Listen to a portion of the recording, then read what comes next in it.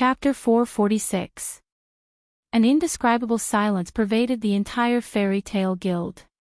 Everyone looked at Laxus, who was sitting at a wooden table, with complicated emotions in their eyes. Anger. A little, right?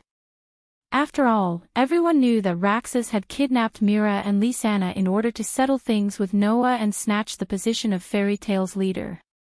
As a member of Fairy Tale, attacking one of their own guild members was definitely the biggest taboo in Fairy Tale. As such, it was only natural that everyone would be angry. However, most of them were worried. No matter what, Laxus was still a member of Fairy Tale. Even if he did not treat others as his companions, there were still many in the guild who treated Laxus as one of their own. For example, Naz. For example, Gray.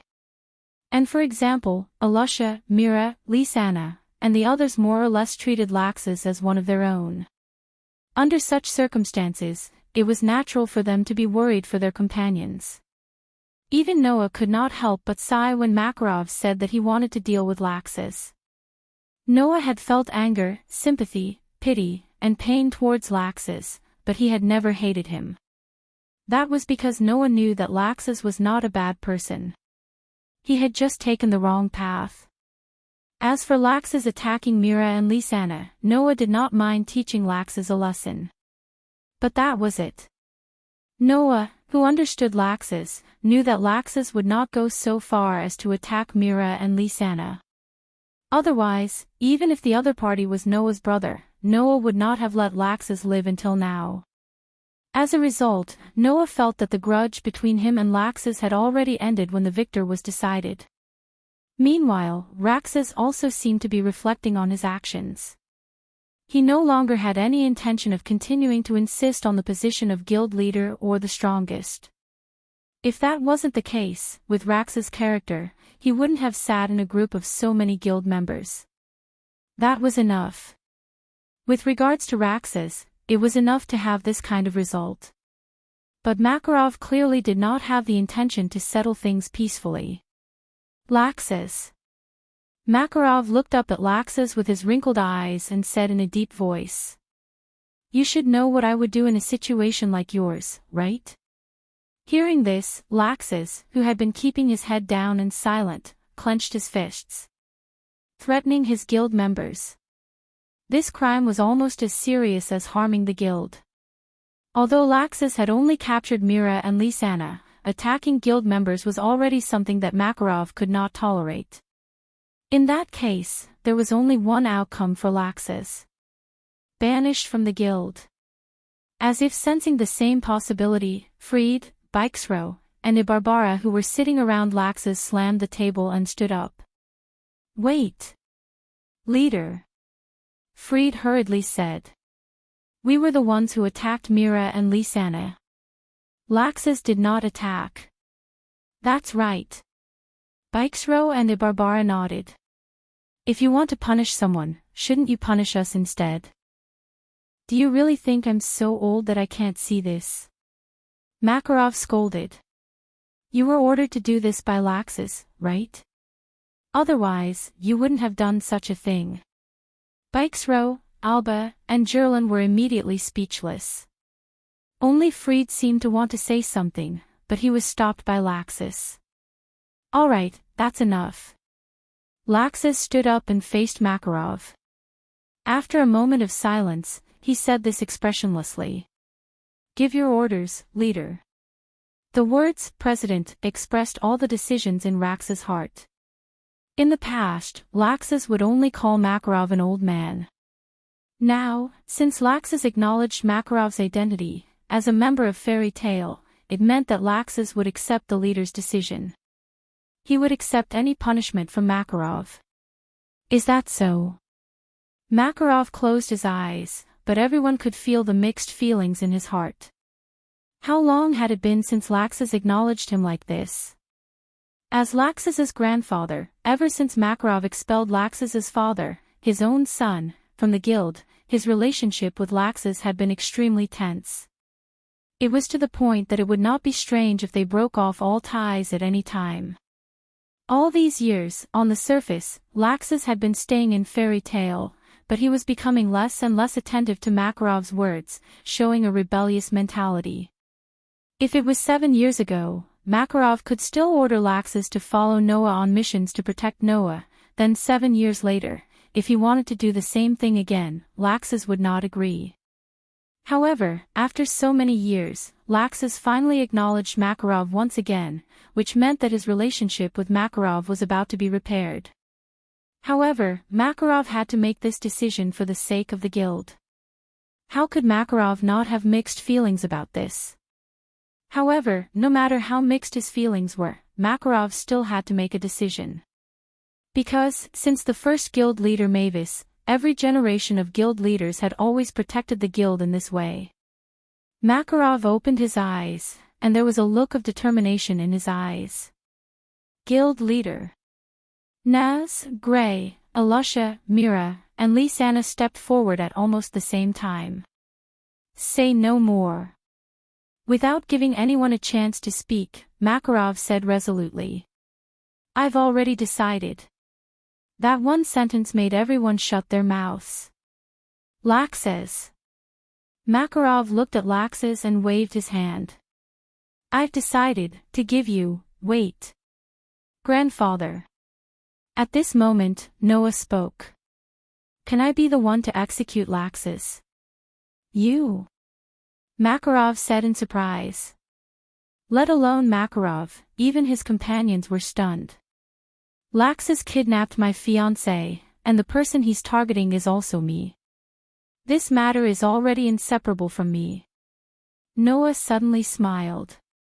Besides, grandfather, you've also announced that the next guild leader of Fairy Tale is me. Then, even if I haven't succeeded the position, I still have the right to judge this matter, right? Saying this, Noah looked at Laxus. Laxus, what do you think? Laxus stared at Noah for a while before turning his head away. I don't care. Laxus. Fried, Bikesro, Alba, and Jerlin cried out in surprise. In the eyes of the 3 members of Thunder God Council, Noah's actions were undoubtedly revenge on Laxus. Not to mention Thunder God Council, even many of the high mages in the guild thought so. Only Mira, Lisanna, Alusha, Naz, Gray, Lebby, and the others looked at each other and smiled. Makarov's eyes also flickered. After a while, he exhaled and turned his back. Very well, it's up to you to decide. Noah smiled and shrugged. In that case, Laxus, as the 4th guild leader, I've decided to put you under house arrest. In the next 3 months, you're not allowed to accept any work, and you're not allowed to take a step out of the house. Reflect on your actions. Can you accept this? Hearing this, everyone finally understood. Noah didn't want revenge. He was just forgiving Laxus in disguise. Understanding this, Mira, Lisanna, Alusha, and the others smiled helplessly. Even Fried, Bikesro, and Alba looked at Laxus in surprise, but they were also a little worried. They were worried that with Laxus's personality, he wouldn't appreciate it. However, it was obvious that everyone was worried for nothing. House arrest. Laxus was slightly dazed. The next second, he smiled. His smile was as if he was suddenly enlightened, but also as if he was troubled. I understand. Immediately, everyone laughed. Many of them even made fun of him. For Laxus, this punishment might be quite unbearable. After all, it was too much of a punishment for a child, wasn't it? Chapter 447.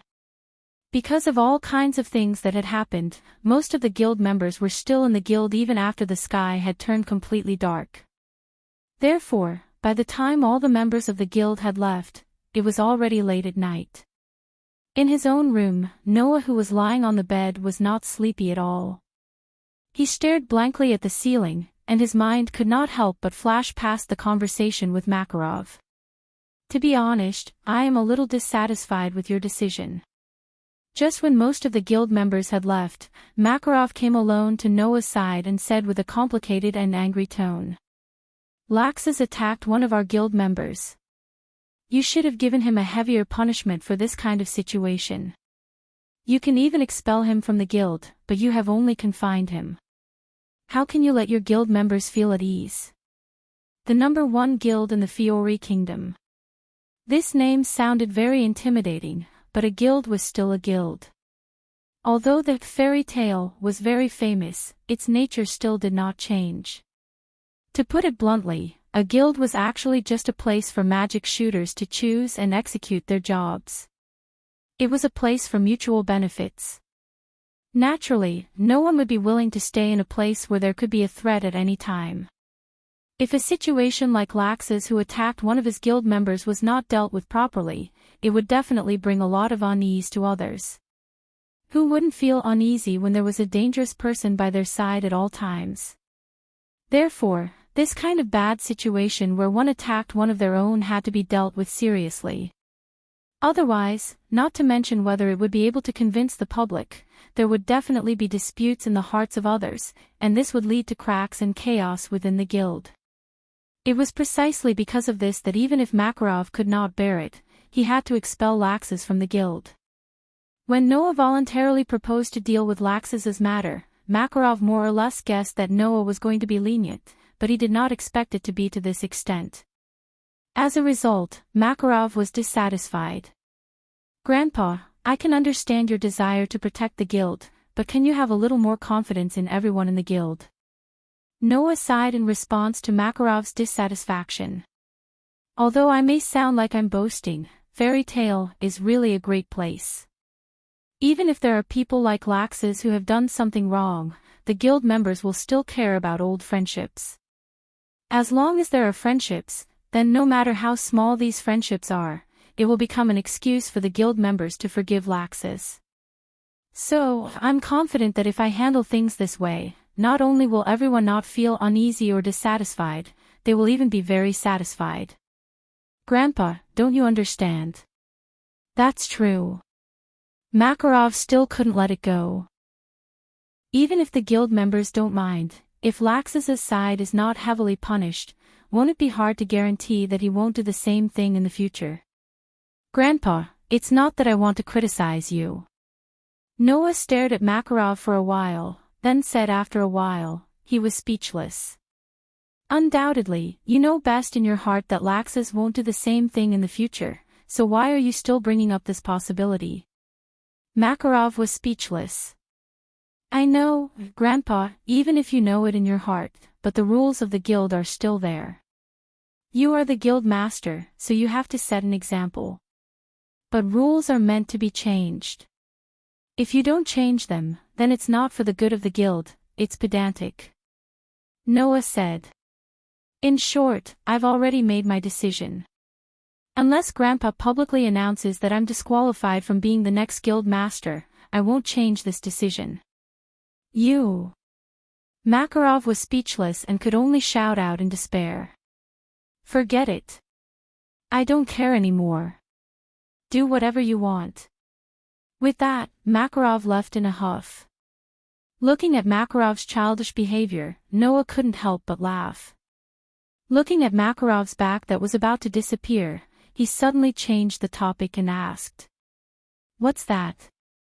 Makarov's body froze. Noah didn't say anything else and just stared at Makarov's back without saying anything. Noah believed that Makarov could feel his gaze and understand his question. During the confrontation with Hades, Makarov said that Hades didn't attack Magnoria with great fanfare because of the existence of that in Fairy Tale. But when did Fairy Tale have something that even a character like Hades was afraid of?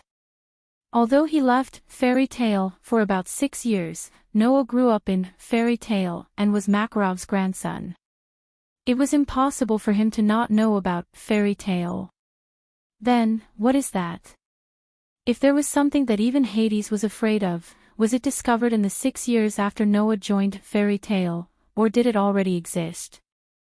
And from Makarov's performance during the confrontation with Hades, the so-called that didn't seem to be something that could be openly taken out. It definitely couldn't be ignored. Therefore, Noah had to ask this question. That's not something that can be casually asked. I hope you don't ask. Under Noah's gaze, Makarov's stiff body gradually relaxed, and he sighed. That's true, but as the next president of Fairy Tale, you are qualified to know this matter. After saying such a sentence, Makarov left without looking back. When you become the president of Fairy Tale, I will tell you everything, but before that, don't ask anything, and I won't say anything.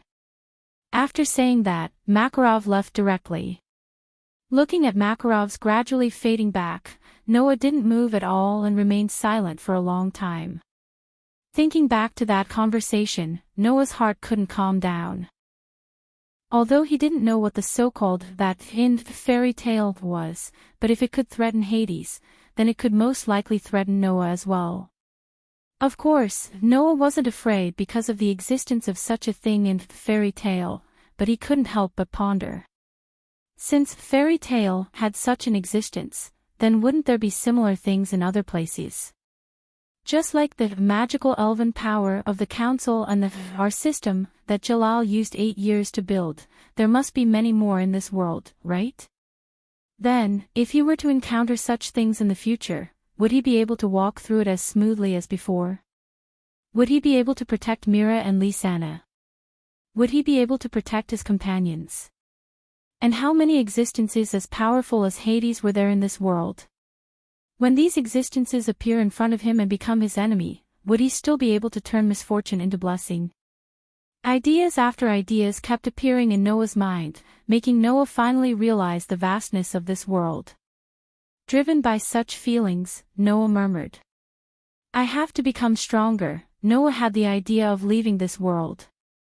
After all, if he wanted to become stronger, blindly training was no longer effective for the current Noah, not to mention that Noah's achievements in magic had reached a bottleneck. If he continued to ponder, it would be better to travel to different worlds like before and find ways to strengthen himself. For example, the protozoan virus in the world of Black Bullet, the daybreak star pattern in the world of absolute dual blades, the magic of Night of the Magi, and so on. Although it wasn't much, it did allow Noah to grow considerably. Therefore, it was definitely feasible to go to other worlds to find ways to strengthen himself. Chapter 448. Leaving Fairy Tale and continuing to travel to other worlds, searching for world fragments while looking for ways to strengthen himself. This thought almost instantly occupied Noah's entire mind. Originally, Noah knew that he would sooner or later embark on a journey to other worlds, but he never thought it would be so soon. It had been less than a month since Noah had returned to Fairy Tale, and it was only recently that he had confirmed his relationship with Mira and Lisanna, as well as the marriage contract. Although Mira and Lisanna could understand Noah's decision and would not oppose Noah's departure, Noah really did not want to leave them so soon. Besides, the fairy tale also had the threat of the devil's heart. Hades had already announced in public that he would destroy Fairy Tale sooner or later. No one knew when this declaration would come true. Noah was worried that in the process of going to other worlds to train and travel, the fairy tale would be attacked by the grimoire heart. In that case, without Noah, Fairy Tale would really end up in a disastrous situation. After all, even Makarov had been suppressed by Hades. With the strength that Hades had shown, even if Kildas, Laxus, and Mishgang were to participate in the battle, as well as the rank Alusha and Mira, it would be difficult to defeat him. Apart from Noah, there was really no one in Fairy Tale who could suppress Hades. Perhaps, if Naz's potential was fully unleashed, it should be possible. Noah did not know why this thought appeared in his mind. Naz had unlimited possibilities. This was something that Noah had known for a long time. Therefore, at a critical moment, a fully unleashed Naz might really have a way to deal with Hades, right? However, this possibility was too baseless and could not be relied on at all. If he wanted to deal with Hades cleanly, then it was necessary to go to other worlds to find opportunities to become stronger. However, once he left this world, Noah could not be sure when Hades would bring the grimoire heart to fairy tale to cause trouble. In this way, the whole problem had reached a dead end. Of course, fairy tale still had that thing that Makarov had mentioned. Presumably, Hades would not be able to rashly cause trouble for fairy tale in the short term. However, what should he do if he slowly disintegrated the guild in secret like last time? Coupled with the fact that he could not bear to part with Mira and Lisanna, Noah fell into a dilemma. At this moment, Noah felt his heart suddenly skip a beat as though it was reacting to something. There was an inexplicable feeling in his heart. What's going on?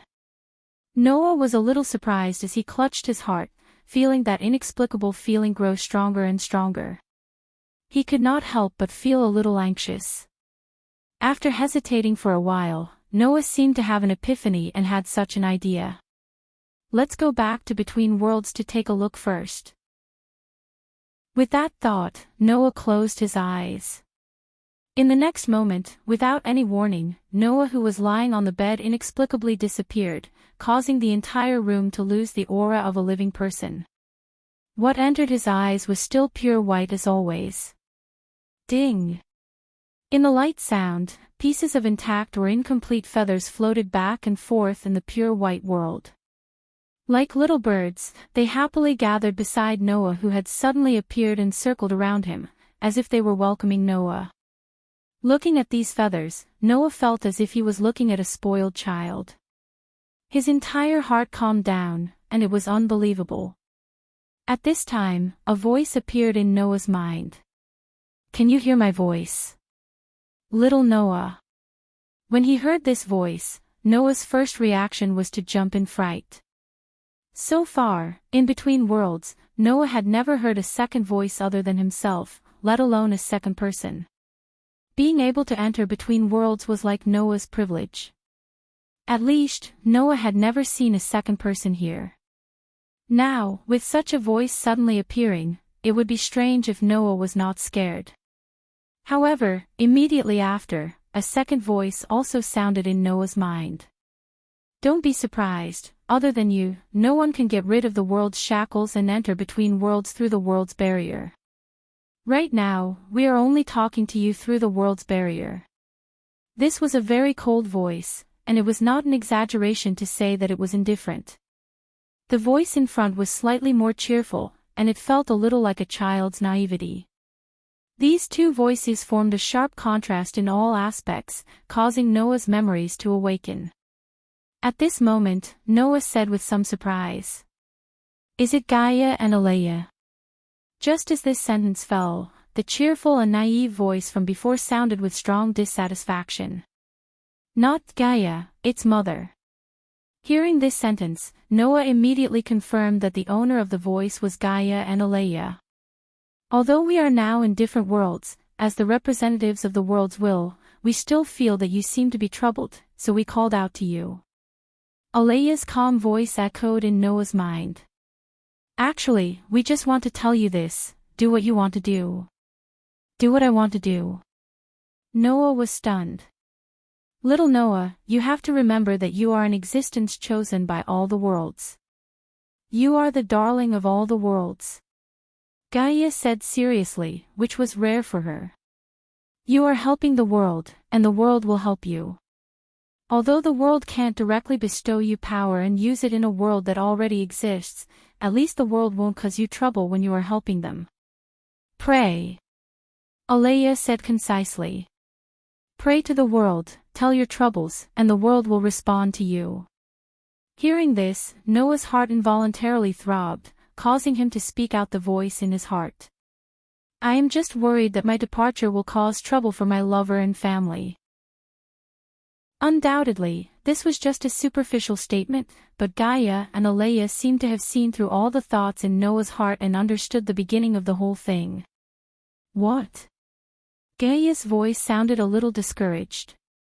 I sensed the troubles in your heart across two worlds. I thought it was something very serious, but in the end, it was just this. Not to mention Gaia, even Alea seemed to be in disbelief. This problem isn't that hard to solve. Noah was stunned at first, then he was delighted. Is there a way to solve this problem? A world has a past, present, and future. Alea said. However, in between worlds, there is no such thing as past, present, or future. Little Noah, the place where you are now is the place where all the worlds exist. When you entered between worlds, you were already outside the timeline. It is very similar to our situation in this world. Gaia continued Alea's words. Then, here is the problem. When you enter a world in between worlds where there is no timeline, little Noah, you must also enter the timeline of this world. Then, how did you determine the time of your arrival in this world? Hearing Gaia's words, Noah was also suspicious. Using Gaia and Alea's words, a world has different time points, namely the past, present, and future. Since Noah existed in between worlds where there was no timeline, then when he entered a world, how did he determine the time of his arrival? Thinking about this, Noah immediately thought of a possibility. Chapter 449. There was no such thing as time in between worlds, but the worlds that truly existed lacked time. Without time, the world would have lost its foundation, and the result would be that the world itself would not be able to exist. Space and time. These were two essential elements of a world. The only exception to this was perhaps between worlds. But in between worlds where time did not exist, what did Noah use as a basis to determine the time of arrival? Noah had never considered this question before, but now that he thought about it, there was only one answer. The worlds that Noah arrived in, or rather the time that Noah arrived in, all had one thing in common. World fragments. Noah suddenly opened his mouth. Every time I descend, there will always be the existence of world fragments. Although he did not know the reason, but some of the worlds in between worlds were destroyed. These destroyed worlds were all turned into fragments and were lost in the intact worlds. Naturally, when these world fragments were lost in the intact worlds, they were the same as Noah's situation, and needed to enter the world's time axis. Then, if Noah arrived at a time when the world fragments were not present, then wouldn't he not be able to find the world fragments? Thus, if Noah wanted to find the world fragments, he could only arrive at a time when the world fragments were present. Correct answer. Gaia responded energetically. When little Noah chooses to arrive in a world, the world will automatically send you to a time when the world fragments are present. Although the world is not a dry world, it can faintly sense each other. Thus, when you encounter a clue to the world fragments, you will receive a hint from the world. Alea explained with a completely emotionless voice. It's the same principle as the last time when we could vaguely sense which parallel space the world fragment that exists in our world is in. Of course, the world will also know the time when the world fragment that is lost inside is located and send you there. This kind of teleportation is similar to an instinctive existence. It can be considered a function of the world itself. Just like how a lamp can emit light, when the switch is turned on, it will emit light. Little Noah, you are equivalent to that switch. Gaia said with a laugh. Therefore, little Noah, please answer this question. If the world fragments that were lost in a world were recovered by you, when you arrive in this world, what basis will the world use to choose the time when you arrive? This sentence was like a heavy hammer, waking up Noah and shaking Noah's spirit. You spent a total of 2 years in another world, and when you returned to the world that gave birth to you, the time when you arrived was also 2 years later in that world. Alea said calmly. When the world fragments no longer exist in a world, and you did not choose the time when you arrived, then the world will let you arrive according to the time when you actually left. Did not choose the time. Noah keenly grasped the key words and became excited because of a guess. Are you saying that I can choose the time when I arrive? As previously said, the world will take the initiative to send you to the time when the world fragments exist, but if the world fragments do not exist, then the world can only send you to the time when you actually passed. Just like how you spent 2 years in the outside world and returned to your original world 2 years later. Gaia said with the tone of a little adult. However, little Noah, I also said that you are the darling of the world, and the world will not reject you. If the world fragments do not exist in a world, then as long as you make a request to the world when you arrive, the world will definitely respond to you. Alea told Noah the good news that he wanted to know the most. So, you don't have to worry about this. Just do what you want to do. Gaia and Alea's words made all the gloominess in Noah's heart disappear, and he was suddenly enlightened. If he could freely choose the time, then what was there to worry about? When it was time to return, wouldn't it be fine to directly descend to the time when Noah left? This way, Noah would not have to worry about Hades launching an attack when he was not around, nor would he have to worry about his departure affecting Mila and Lisanna. Everyone was happy. For the first time, Noah sincerely thanked the world. However, Gaia, who seemed to have seen through Noah's thoughts, reminded him. However, little Noah, even if the world fragments do not exist in the world, you will not be able to arrive at the time when you left. As if a basin of cold water had been poured on his heart, Noah hurriedly asked. Why? Although you are a rather special existence that can freely leave space and time, passing through the world barrier and entering the between worlds, it is also a fact that you truly exist in the world you once existed in. If you choose to leave the current time, then the world will need a period of time to buffer. During this period of time, you will not be able to arrive. Alea explained. This period of time is roughly equivalent to a month in each world. Even if you choose to arrive at the time when you left, the world will send you to a month after the time you chose. In other words, if Noah left the world of fairy tale, he would only be able to arrive a month after he left this world. Noah's heart finally settled. A month was not a long time at all.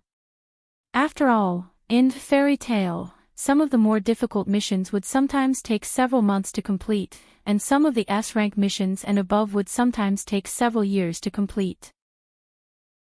If it was a month, Noah would only need to accept a more troublesome mission, and he would not even need to explain why he left. Mira and Lisanna would also be able to wait for a month. As for Hades, if he chose to start an all-out war with fairy tale in a short month, then Noah would have no choice but to accept it. Little Noah, you must remember that you are the darling of the world. Gaia's voice was still as innocent as ever. Even if there is no way to directly help you, the world will choose to help you in all sorts of unorthodox areas. You have the support of many worlds behind you, so there is no need to fear anything. Do whatever you want to do. Alea said. The world will always be on your side. The words from Gaia and Alea made Noah's heart feel unprecedentedly steady. Sure enough, he still liked the world. When Noah returned to fairy tale once again, the sky was already bright. Undoubtedly, when he left, it was still night, but when he returned, it was already bright. This phenomenon made Noah suspicious, and at the same time, he felt as if he had forgotten something important. With this suspicion, Noah did not choose to lie down and sleep, but instead went downstairs and returned to the guild. What Noah did not expect was that when he appeared, the members of the guild actually looked at him in disbelief. Big brother Noah. Lisanna, who was originally serving drinks, threw down the tray in her hands and threw herself into Noah's embrace with 2 streams of tears. Not only Lisanna, but even Mira, who was in a daze, ran out of the bar counter. In a state of panic, she almost fell down. She rushed to Noah's side and tightly grasped one of his arms. Tears almost flowed out of her eyes. Just as Noah fell into a daze, Elisha and the others rushed over aggressively. You bastard! Why did you disappear without a word? Gray fiercely punched Noah. Do you know how worried we were? You're exaggerating, aren't you? Noah said blankly. Didn't I just leave for a while? A while? Alusha glared at Noah. You disappeared for an entire month. Chapter 450. You disappeared for an entire month. Like a bolt from the blue, Noah came to a sudden realization. Only now did Noah realize that he had overlooked something important.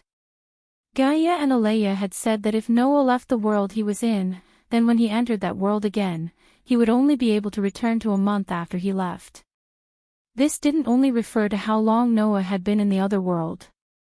In Fairy Tale's world, only a month would have passed.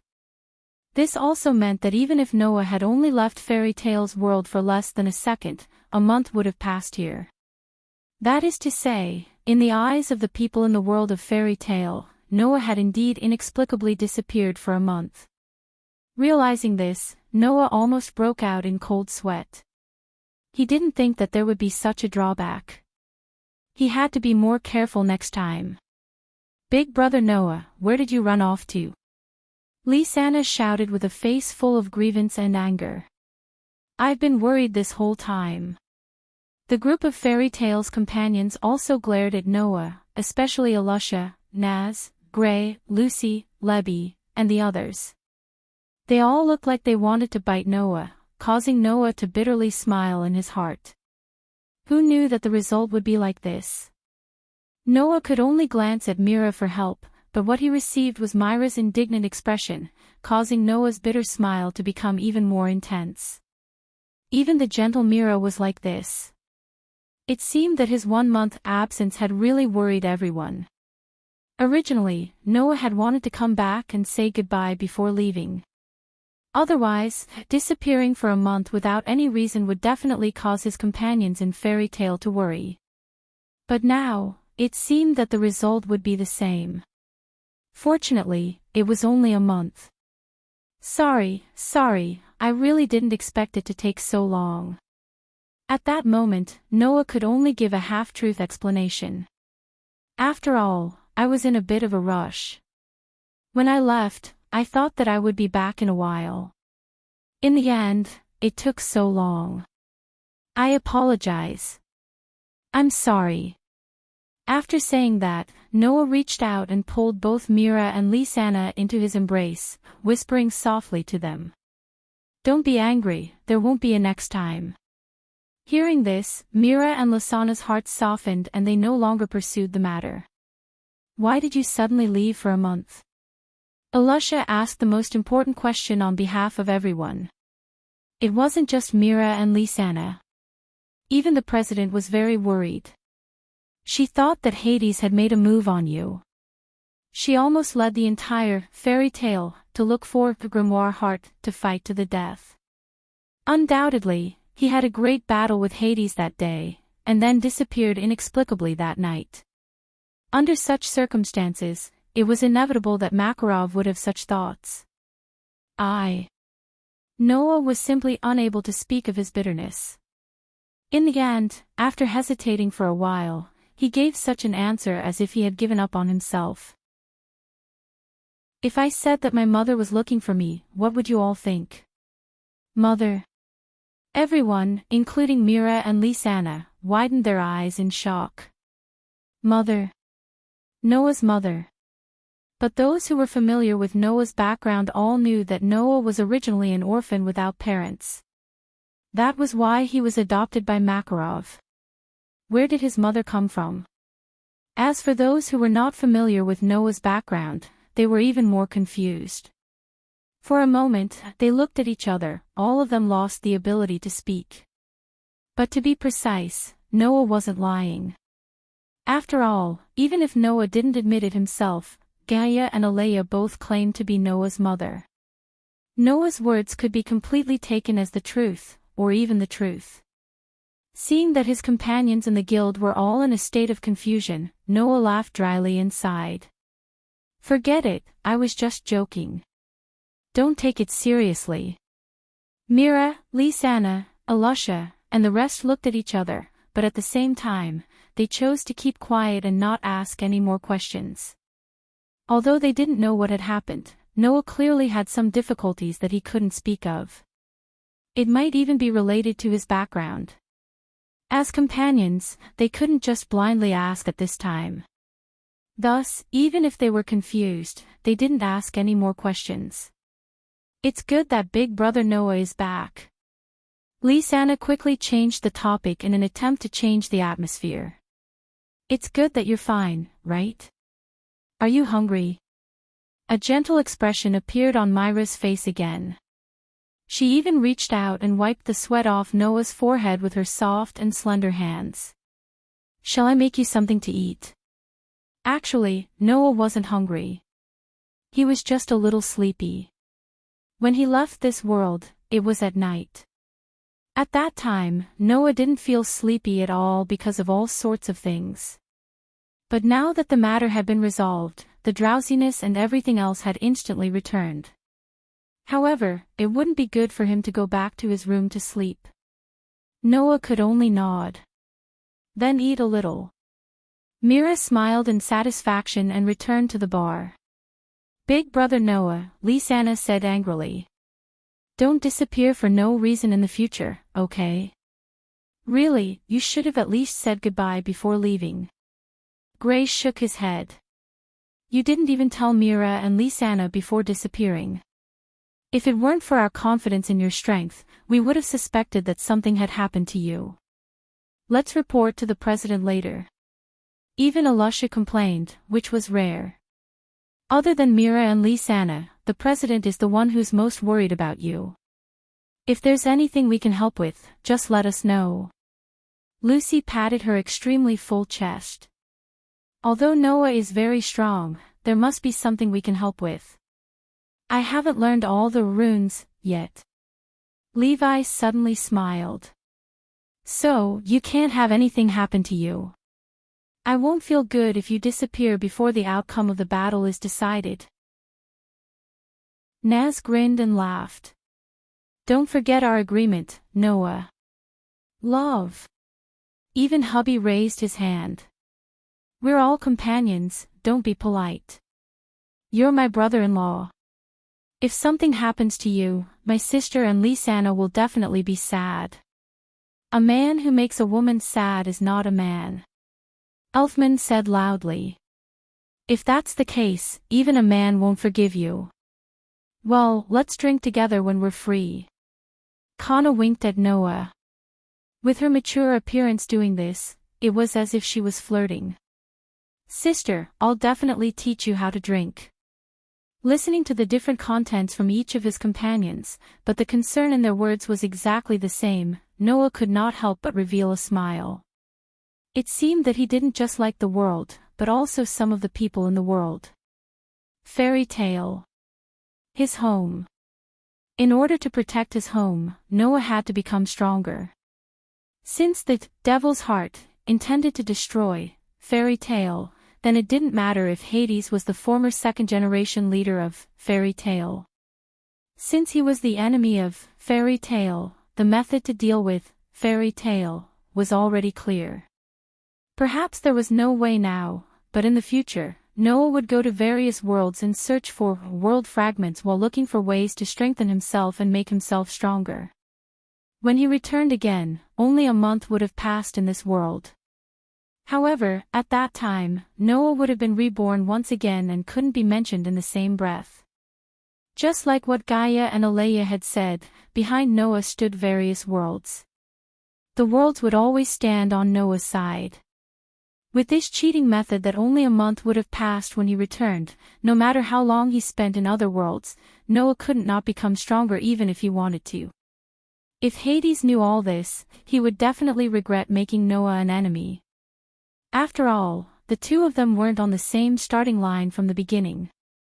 Looking at the familiar faces and the warm and noisy atmosphere in the guild, Noah shook his hand. Just wait. Chapter 451. Hua. The extremely loud sound of waves mixed with the faint cry of seagulls could be heard constantly reverberating on the golden beach under the setting sun, giving people a very dreamy feeling. This was the first scene that Noah saw when he opened his eyes after leaving the world of fairy tale and chose to enter another world. Perhaps because it was dusk, there were not many people on the dreamy beach.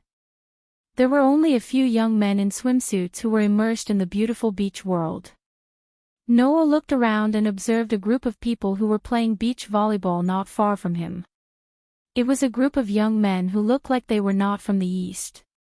Not only them, but the people on the beach were basically like this. One look and you could tell that they were not from the East. It seems that this is not China or Japan. Noah made a rough judgment. Well, it's also possible that it's a completely unrelated place. So far, the worlds that Noah had been to were Fairy Tale, Black Bullet, Absolute Dual Blades, and Night of the Magician. Among them, the Black Bullet, Absolute Dual Blades, and the Night of the Magicians, all had their own differences, but without exception, they were all set in the modern world. The only exception was Fairy Tale. Therefore, Noah felt that if the world he had arrived in was set in the modern world, then the place he was now in was most likely a foreign country. Otherwise, it would be like the world of Fairy Tale, which was not set in the modern world. I hope it's the former.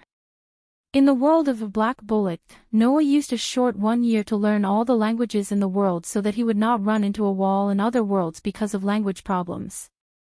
If the world he was in now was also set in the modern world, then even if he came to a foreign country, Noah would not have to worry about the language barrier. On the contrary, Noah might encounter a language barrier and would have to worry about it for a long time. Anyway, let's find someone to ask first. With this thought in mind, Noah quickly caught a passerby. Can I ask you something? First of all, Noah used English. After all, the 3 modern worlds that he had descended upon in the past basically used English as the international language. Even during diplomacy, English was more often used. Therefore, since the place they landed in was similar to a foreign country, then if this world was also set in modern times, it would be more possible to communicate in English. However, the young man who was caught by Noah scratched his head in distress and uttered a sentence in his mind. Are they foreign tourists? Hearing this sentence, Noah's heart immediately relaxed. Although it wasn't English, it was Italian. Noah had learned all the languages of the modern world. Naturally, Italian was one of them. At that moment, Noah switched to Italian and spoke fluently to the young man. I'm sorry, I am indeed a foreign tourist, but I'm lost now. Can I ask you something? Hearing Noah use extremely fluent Italian, the young man was surprised, but at the same time, his expression couldn't help but show a trace of relief. If there was a language barrier, it was indeed very difficult to communicate. This was true for both parties who needed to communicate. If it were a more indifferent person, he would wave his hand and drive people away when he encountered a person who didn't speak the language barrier, or simply leave the person behind. But this young man didn't seem to be that kind of person, and he was quite enthusiastic. So, Noah got the information he needed through some inquiries. As Noah thought, this world was set in the modern world, but it was not China or Japan, but Italy.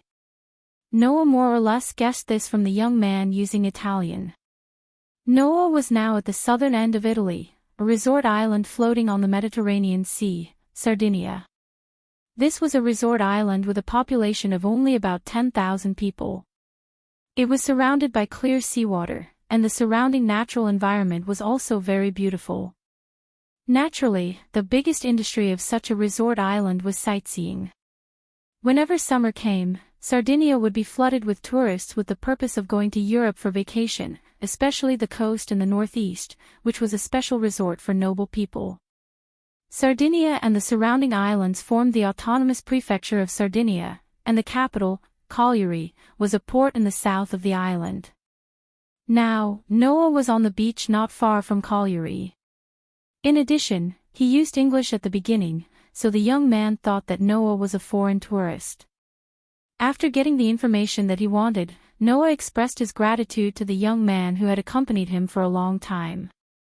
In return, he received a smile from the young man that was definitely not a hypocritical one.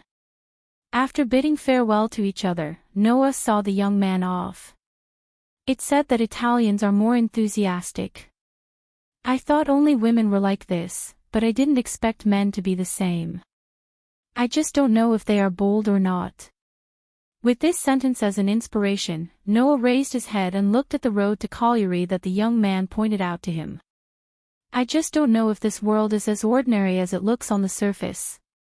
In the world of the Dark Bullet, there were cursed children, protogut animals, and even new human creation project, mechanical soldiers like Rentaro and Leech Kajian. In the world of Absolute Dual Blade, there were surpassers, Godslayer, and other individuals with power beyond human beings. As for the Night of Sorcerers, in addition to magicians, there were all kinds of other existences. It was not as peaceful as it looked on the surface. Was this world the same? This was Noah's question. However, if this was the case, it was more in line with Noah's intentions. After all, in addition to looking for world fragments, Noah also had to find a way to strengthen himself. If this was an ordinary world, then Noah would not be able to achieve his second goal. In any case, it's getting dark. Let's go to the city and find a hotel to rest first. Because of Gaia and Alea's call, Noah left the world of fairy tale and went to Between Worlds. As a result, when he returned, he mysteriously disappeared for a month. After that, Noah accompanied his two fiancées, Mira and Lisanna, for a whole week. After a week, he used work as an excuse to accept a mission that would take a long time. He did his best to solve it in 3 days before returning to this world. This way, when Noah returned to the world of fairy tale, even if a month had passed, Noah could use the excuse of, "It took more time than expected," as an excuse. When he left the world of fairy tale, it was already night time, and Noah was already a little sleepy. As for the problem of identity, well, let's talk about it tomorrow. Leaving this sentence, Noah walked in the direction of the city. At this time, Noah did not know. In a cold drink shop that sold ice cream in the distance, a handsome blonde man wearing a shirt and shorts, holding a cup of ice cream in his hand, who looked like he was on vacation, was gazing at Noah's back that was gradually disappearing into the distance with sparkling eyes that almost made people wonder if they would shine. Beside him, a man wearing glasses was looking at the blonde man with an expression of disgust and disgust. However, when he saw the blonde man's expression, he immediately frowned and said in a strange tone that could not be said to be respectful or rude. "What's wrong?" "Nothing." The blonde man casually replied and walked in the direction he was looking at. "You idiot." The man wearing glasses hurriedly chased after him and swallowed the last word he wanted to say with difficulty. "What do you want now?" Hearing this, the blonde man laughed heartily. "Nothing, I just saw an interesting person and wanted to say hello." Chapter 452. Noah arrived at Cagliari smoothly and entered the crowded streets. Since this world was set in the modern world, then if he walked along the main road, he would at least meet people in the end, so he would not be completely lost. In addition, Noah also met some passers-by on the way. Under the enthusiastic guidance of the other party, it was naturally impossible for him to not find the city. Undoubtedly, even if it was the capital of Sardinia, Cagliari was just a port. It was not that big, but surprisingly, there were many people here, and even many foreigners. That was natural. After all, this was a holiday island.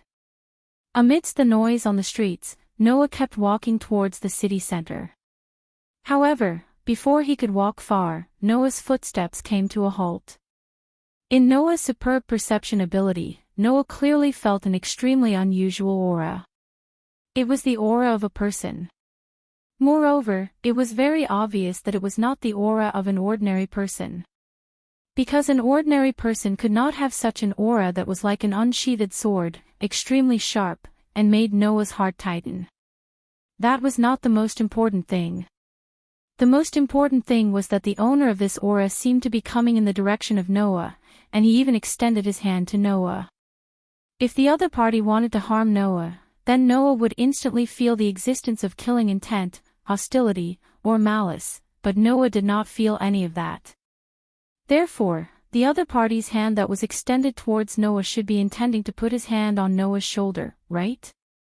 However, because the other party's aura was too unusual, even if there was no killing intent, malice, or hostility, Noah still stopped in his tracks, and his body dodged like a reflex launch. The person who was about to put his hand on Noah's shoulder missed. Oh. The other party didn't seem to have expected Noah to dodge all of a sudden, or rather, he didn't expect Noah to notice his approach and avoid his attack with extreme sensitivity. He revealed a surprised expression, but soon, that surprised expression turned into one of interest. Only then did Noah use the momentum of dodging to turn around and look behind him, taking in the full view of the person behind him. What he saw was a young man with blonde hair. He was about 20 years old, only 5 years older than Noah. The young man was carrying a long box on his shoulder. The shape of the box looked like it was used to hold a baseball bat or a bamboo sword. Intuition told Noah that the thing in the box could not be ignored. Driven by such intuition, Noah immediately stared at the box on one side of the young man's shoulder and did not move his gaze away. Did you notice it too? The young man's surprised expression appeared again, and it was much more intense than before, but in the next second, it turned into an even more interested expression. Like me, did you notice the sword on me too? Sword. The word stunned Noah for a moment. Sword. Could it be that the box on the young man's shoulder contained a sword? If that was the case, then Noah could be sure of it. First of all, the person in front of him was definitely not an ordinary person. Would an ordinary person carry a sword? Secondly, this world was definitely not as peaceful as it seemed. Otherwise, a random person with a sword would not have come to Noah like this. This made Noah frown slightly, and he looked straight at the young man with a bright smile. Who are you? Speaking of which, I haven't introduced myself yet, but that's too troublesome, you can just call me Tony. The young man said so. Your name? Forget it, that kind of thing is not important. For a moment, Noah really wanted to yell at the young man's face, that kind of thing is not important. But in the end, he resisted the urge. The young man in front of him was definitely not an ordinary person. Because an ordinary person would not say something so stupid. Since my name is not important, why are you looking for me? Noah glanced at Tony. Or are you just asking for directions? No, didn't I just say that I noticed your sword? Tony laughed, but there was no smile in his eyes, only a glint that made Noah's heart skip a beat. Although it's a little strange to say this, I'm a person who is obsessed with swords. I can feel that you have a sword that cannot be ignored, and my intuition tells me that a fight with you would be very interesting. The words of the young man in front of him were a little inexplicable, but Noah was still able to understand the last sentence he said. Noah couldn't help but smile, but there was no emotion in his smile at all. In other words, you're here to pick a fight, right? How about a fight with me? Ignoring Noah's words and Noah's dangerous expression, Tony spoke as if there was no one around. Although I don't feel the aura of my kind from you, this is the first time I've met someone who can make me excited in an instant. Obviously, even those great knights and holy knights who have practiced swordsmanship for dozens or even hundreds of years can't give me this kind of feeling. You, an ordinary person, can actually do it. This really makes me very interested.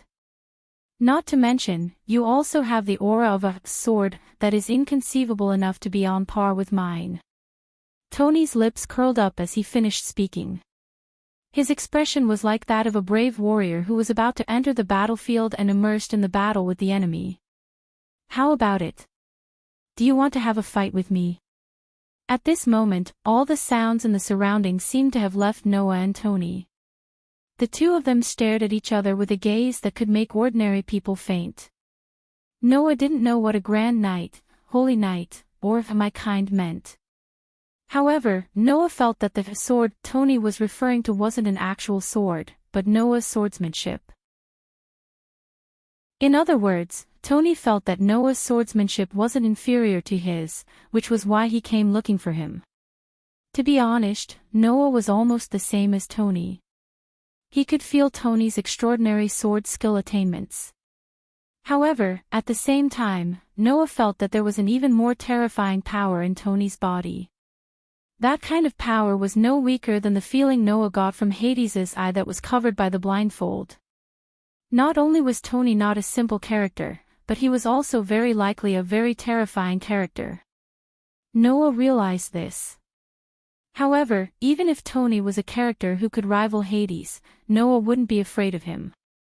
In fact, Noah was interested in meeting such an unfathomable character as soon as he arrived in this world. Perhaps he could obtain some important information about this world from this person. Noah was about to say something when an exasperated voice sounded from behind Tony. Salvator Doni. What trouble are you trying to stir up this time?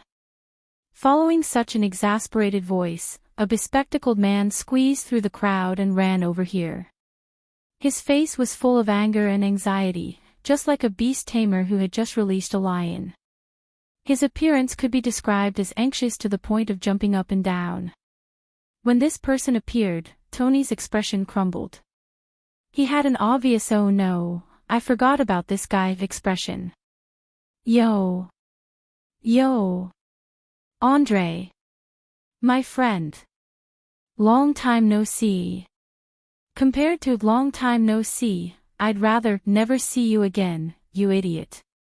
You were the one who shook me off just now, right? Andre yelled at Donnie in a tired and furious tone. I understand, Salvator Tony. As long as you're out of my sight, you'll do something that will plunge the entire world into chaos. How can you be called a king? Hey, Andre, calm down first.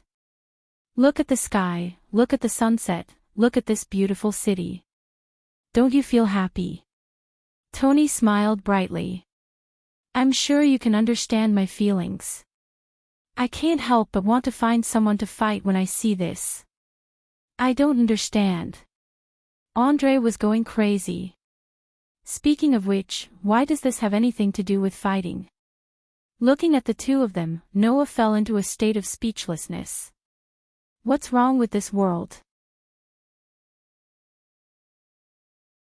Chapter 453. Andre, my friend, I think you should have a glass of beer and think about what I'm saying. There's no need to think about what you're saying. Anyway, it's going to lead to big trouble. Even if you tell me that you're getting married, I'll believe that you're not making a lifelong vow with your other half. Instead, you're going to fight another time, right? How? How is that possible? Before you say that, please look into my eyes. Don't look away. Perhaps Tony and Andre didn't notice that the pedestrians around them had more or less distanced themselves from them and were whispering to each other while pointing at them.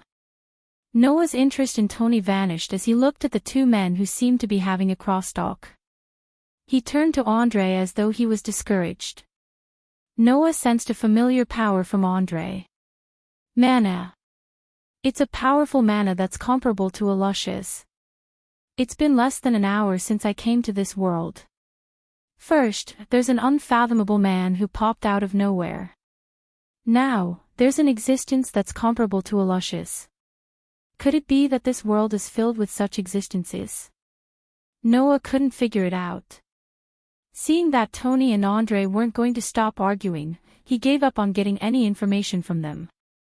Instead of being entangled with these two inexplicable people, it was better to hurry up and leave, so as to avoid any unnecessary trouble. This thought formed in Noah's mind. This meant that if he continued to stay with them, it would definitely lead to trouble. Noah instinctively felt that he had to leave. At that moment, Noah turned around and began to run without hesitation. Hey! Wait! Tony, who was quarreling with Andre, noticed Noah running away. His eyes widened as he hurriedly chased after him. You haven't decided if you want to fight with me. What? You want to fight with an ordinary person? Andre's face turned as black as the bottom of a pot. I thought that you would only bring trouble to the people around you when you're causing trouble. At least, you wouldn't challenge them to a duel. Now, I know that I was wrong about you. Don't run, you idiot. Andre was on the verge of tears as he chased after Rode in exhaustion. The three men chased each other in a straight line. They were like cats on the crowded street, nimbly squeezing through the gaps in the sea of people.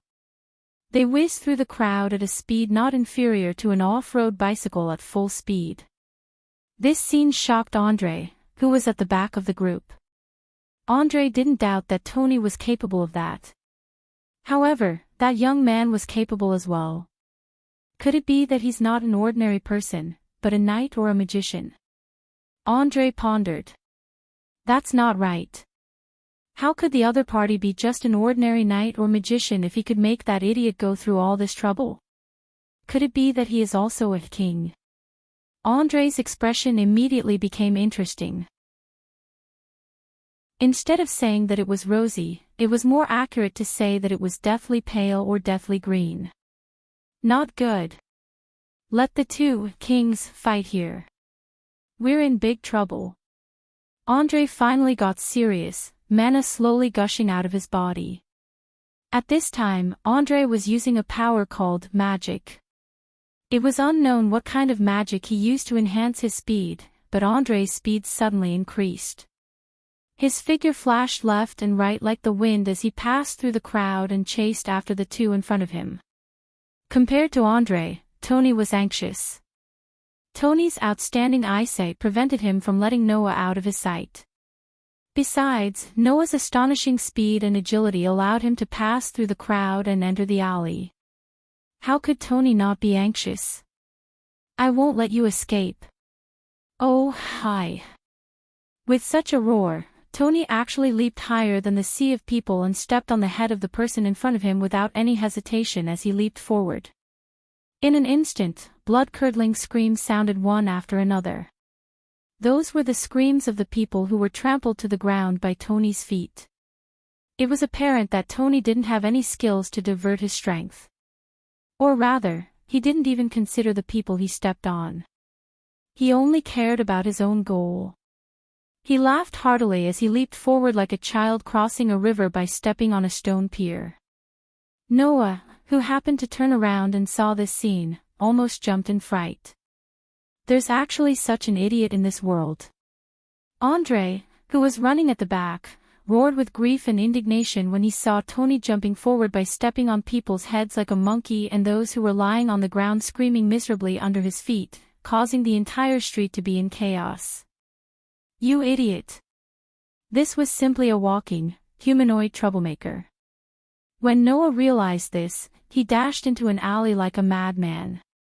However, at this moment, Tony, who was stepping on the head of the wailing man, also jumped into the alley. Tony stomped on the walls on both sides of the alley. His body turned into a blur as he leaped over Noah's head and landed in front of him. Ha! You can't escape. In response to Tony's maniacal laughter, Noah only replied with a single sentence. Too naive. As soon as he finished speaking, Noah sped up. Tony, who had not yet landed on the ground, was stunned. Noah spun around and kicked Tony's lower abdomen fiercely. Bang! Amidst the muffled sound, Noah did not kick Tony's lower abdomen. Instead, it was the box that had fallen into Tony's hands and was held in front of his abdomen. Tony, who was holding the box and blocking Noah's kick, was sent flying backward by Noah's force. At the same time, an excited expression appeared on his face. You're finally going to fight me. As he spoke, Tony raised his eyes and looked ahead. He was immediately stunned. Noah was nowhere to be seen. Tony hurriedly raised his head and looked up. Just like Tony, Noah stepped on the left and right sides of the alley wall and leaped up agilely. Not long after, he jumped onto the roof of the nearby building and disappeared. Tony's expression changed at first, but then a sinister smile appeared on his face. That was a sign that his fighting spirit had been completely aroused. Interesting. Leaving these words behind, Tony also jumped up onto the roof and chased after him. At this moment, Andre finally caught up. He was just in time to see Tony jumping onto the roof of the building with a twisted expression on his face. You just stepped on someone. Now you're stepping on someone else's roof. You trash should be arrested for trespassing. While shouting, Andre also used a magic spell called Leap. His body soared into the sky, and with a single leap, he landed on the roof of the building. If Tony heard Andre's words, he would cry out that he was wronged. Stepping on people was his fault, but jumping onto other people's roofs was Noah's idea. Whoosh! Amidst the whistling of the wind, Noah's figure flashed through the space. He jumped down from a building, jumped onto a magnificent building, and landed on the roof of the building. This was a cathedral on Sardinia. At this time, Noah was on the roof of such a large church. At the same time, a frivolous voice sounded in front of Noah. It's time to give up running, right? Friend. The one who said this was Donnie, who had also landed on the roof of the church. I thought you would be tired after jumping and running for so long. I didn't expect you to not even pant. You're much stronger than those knights. Undoubtedly, you didn't use magic. Tony chuckled as he carried the box on his shoulder. But then again, you are indeed worthy of having the same sword as me. If you want to wield a powerful sword, you also need a strong physique. It seems that you have a good understanding of this point. Are you praising yourself? Noah looked at Tony, who was not panting at all. Undoubtedly, aren't you the same? Yes. It's the same. Tony laughed happily. We really have a lot in common. Chapter 454. When Andre reached the roof of the cathedral, Tony was already holding the box in his hand. He opened the box and took out the sheathed sword. It was a standard knight's sword. The blade was more than 80 centimeters long. It had a double-edged blade and a thick and sturdy structure. However, it wasn't a powerful weapon. It wasn't a divine weapon or magic weapon. It was just an ordinary knight's sword that could be easily identified as a crude mass-produced weapon. Of course, the sword itself was rather ordinary, but the person holding it was definitely not ordinary. When Tony pulled out the sword from the scabbard and held it in his hand, Noah felt an inexplicable sense of danger. It was as if he was warning Noah not to let the other party have a sword in his hand, otherwise, something terrible would happen. Moreover, Tony didn't hold the sword in his hand. Instead, he lowered his hand as though he didn't have the strength to lift the sword. He didn't seem like he was going to attack or defend. He looked like a child holding a toy. Noah's expression gradually turned serious as he stared straight at Tony, who still had a sunny smile on his face, but his eyes had turned into a ferocious beast staring at its prey. After a while, Noah let out a sigh. It seems like you won't let me go if I don't fight with you. Don't say that. Isn't it a great thing for two people who have the same sword to fight each other? Tony's expression remained unchanged, but his eyes were terrifying. Other than my own kind and enemy, this is the first time I feel like I have to swing my sword at someone with all my might. So, please, don't disappoint me. Hearing Tony's words, Andre, who was frozen due to the vile atmosphere, finally reacted. His mouth gaped open in astonishment as he looked at Noah in a completely different way. Unlike Noah, Andre clearly understood the weight of the words kindred and enemies that Tony mentioned. He also understood the weight of Tony's words. Frankly speaking, with Tony's words, all the magicians in the world would know about Noah's existence by this time tomorrow. Noah would definitely be more famous than many knights and magicians who had the highest honor in the world. This was the significance of Tony's words. Andre thought that Tony was chasing after his own kind. However, he didn't know Noah at all and was certain that he wasn't Tony's own kind. Besides, Tony also said that Noah wasn't his own kind and enemy. So, was he just an ordinary knight or magician? If that was the case, then Noah was definitely an existence equivalent to those at the highest level in the entire world of magic to make Salvador feel the need to wield his sword with all his might. Andre was on the same level as Tony. However, even Andre couldn't make Tony swing his sword at full strength. This was enough to prove the extent of Noah's power. Andre, who wanted to stop Tony at first, gave up. That was not only because he knew that Noah was not a simple person, but also because once Tony pulled out his sword, Andre would definitely be knocked down by Tony's sword if he wanted Tony to pull back his sword. Instead of standing in front of that idiot, I should think about how to clean up the mess. Andre said as if he had given up on himself. Then, using the magic of leap, he leaped away and landed on a building in the distance. He then took out his phone. "Alright, friend, it's your turn to draw your sword." Tony waved his empty hand calmly. "Let me see your sword and sword." Sigh. Noah sighed impatiently. "That's all I can do." Noah didn't think that he would have to fight someone whose strength he couldn't see through after coming to a new world. However, it was also a good opportunity to test the strength of the people in this world. Bang! Like an explosion, the flames in Noah's hand suddenly ignited and turned into a black knight's sword that fell into Noah's hand. Compared to Tony's sword that looked like it was mass-produced and could be forged by a normal person, Noah's knight's sword was as black gold. There were white lines on the sword with mysterious runes on it. It was obvious that it wasn't an ordinary sword. "Oh." Tony raised an eyebrow. "Is this your sword?" "There's no need to fight if I answer your question." "You don't look like you have such thoughts, do you?" Noah raised the knight's sword in his hand and pointed it at Tony. "Since you want me to take out my sword, I'll accompany you this time.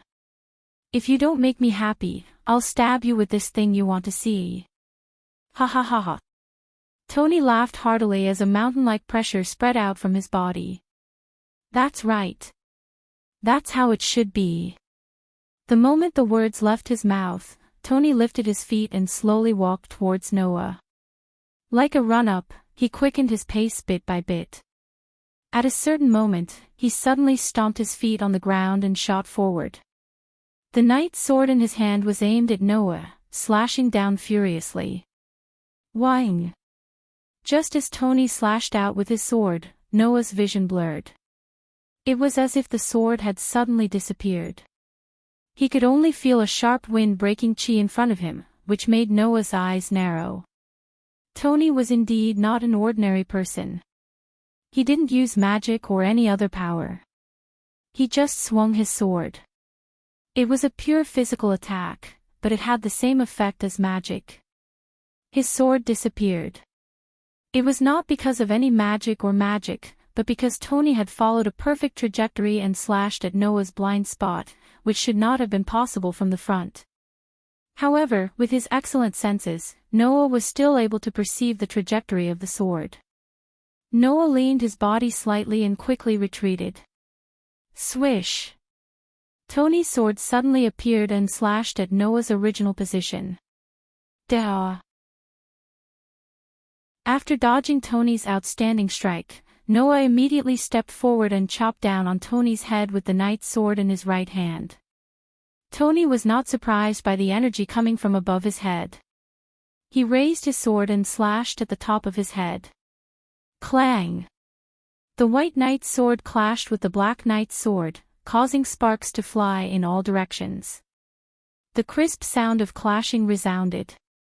Noah and Tony were both pushed back by each other's strength. However, they only took half a step back before they were able to stabilize themselves. Gently rubbing his palms on his sword, Tony let out a low roar in excitement. He stomped his feet on the ground and shot towards Noah. The sword in his hand trembled slightly. With a wave of his hand, a phantom appeared out of thin air like a mirage. The sword tip turned into a white shadow as Tony's sword stabbed towards Noah's neck from a tricky and vicious angle. There was no mercy at all. After the previous probing, Tony had already probed Noah's sword skill attainments. Therefore, there was no need to be merciful. Facing the sharp tip of the sword, Noah took a step back and raised the knight's sword in his hand to block in front of him. Swish!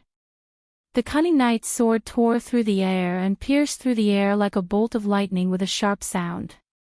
Clang! The pitch-black knight's sword appeared in front of the sharp tip of the sword as if it could predict the future, causing sparks to fly from the tip of the sword as it landed on the tip. Clang! Clang! Clang! Clang! All of a sudden, the mirage-like swords landed on Noah's swords one after another. One attacked crazily while the other retreated conservatively. The two swords, one white and one black, clashed with each other. As Noah and Tony moved, sparks and crisp sounds filled the air with every clash. Sure enough. My feeling was right. Tony became more and more excited as the fight went on. Even those uncles who have been practicing swordsmanship for 30 years and call themselves knights were killed by my one strike. You can actually block so many of my strikes. I was not wrong. You have a very powerful sword. Let me see how powerful your sword is. Chapter 455. Clang. The crisp sounds of steel clashing against steel and the sparks that flew in all directions continuously reverberated through the roof of the great sage hall. The darkening space seemed to have been dyed bright as waves of red light flashed one after another. Chee! The tip of the sword that was pointed at the pitch-black knight's sword suddenly trembled slightly and swayed abruptly. It bypassed the knight's sword and shot towards Noah's neck. Looking at the sharp tip of the sword, Noah's figure retreated without hesitation. Amidst the clattering sounds, the tip of his feet constantly tapped on the ground. Every time he tapped on the ground, his body would fly back a certain distance in an extremely agile manner. Ha! Seeing Noah's sudden retreat, Tony let out a low roar and stomped his foot on the ground with a force much more violent than Noah's. Like a leaf in a gale, there seemed to be an invisible force pushing Tony out from behind. Tony quickly dashed towards Noah. Looking at Tony, who was hot on his heels, Noah narrowed his eyes. He seemed to have thought of something and the corners of his mouth slowly rose. Tony, who clearly sensed the curled expression on Noah's face, instantly felt a warning in his heart. This caused Tony, who was shooting out, to suddenly stomp on the ground and forcefully stop his body in the most violent manner. However, stopping now would have given Noah too much time. Without warning, Noah suddenly leaped up and spun his body.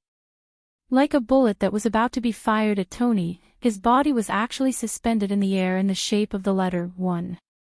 A gorgeous vortex suddenly appeared under Noah's foot and covered the bottom of Noah's foot. Bang!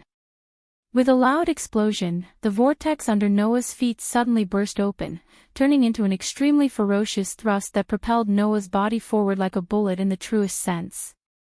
Originally, the Great Leap technique was no longer of much help to Noah.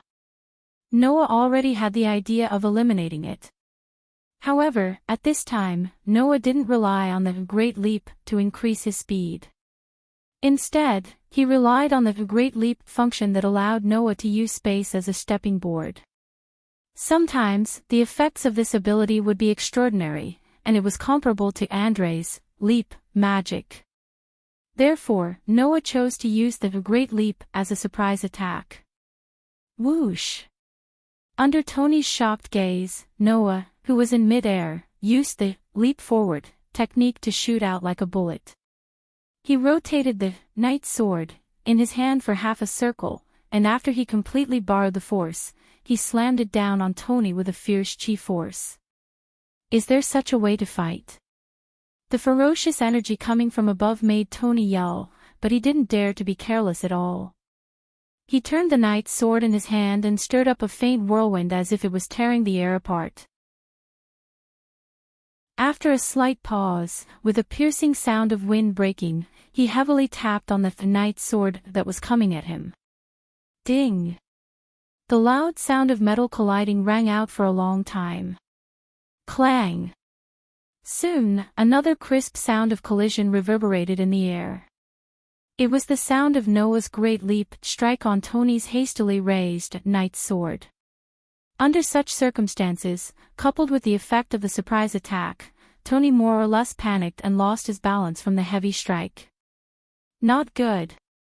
Tony's expression changed as he tried to stabilize himself. Too slow.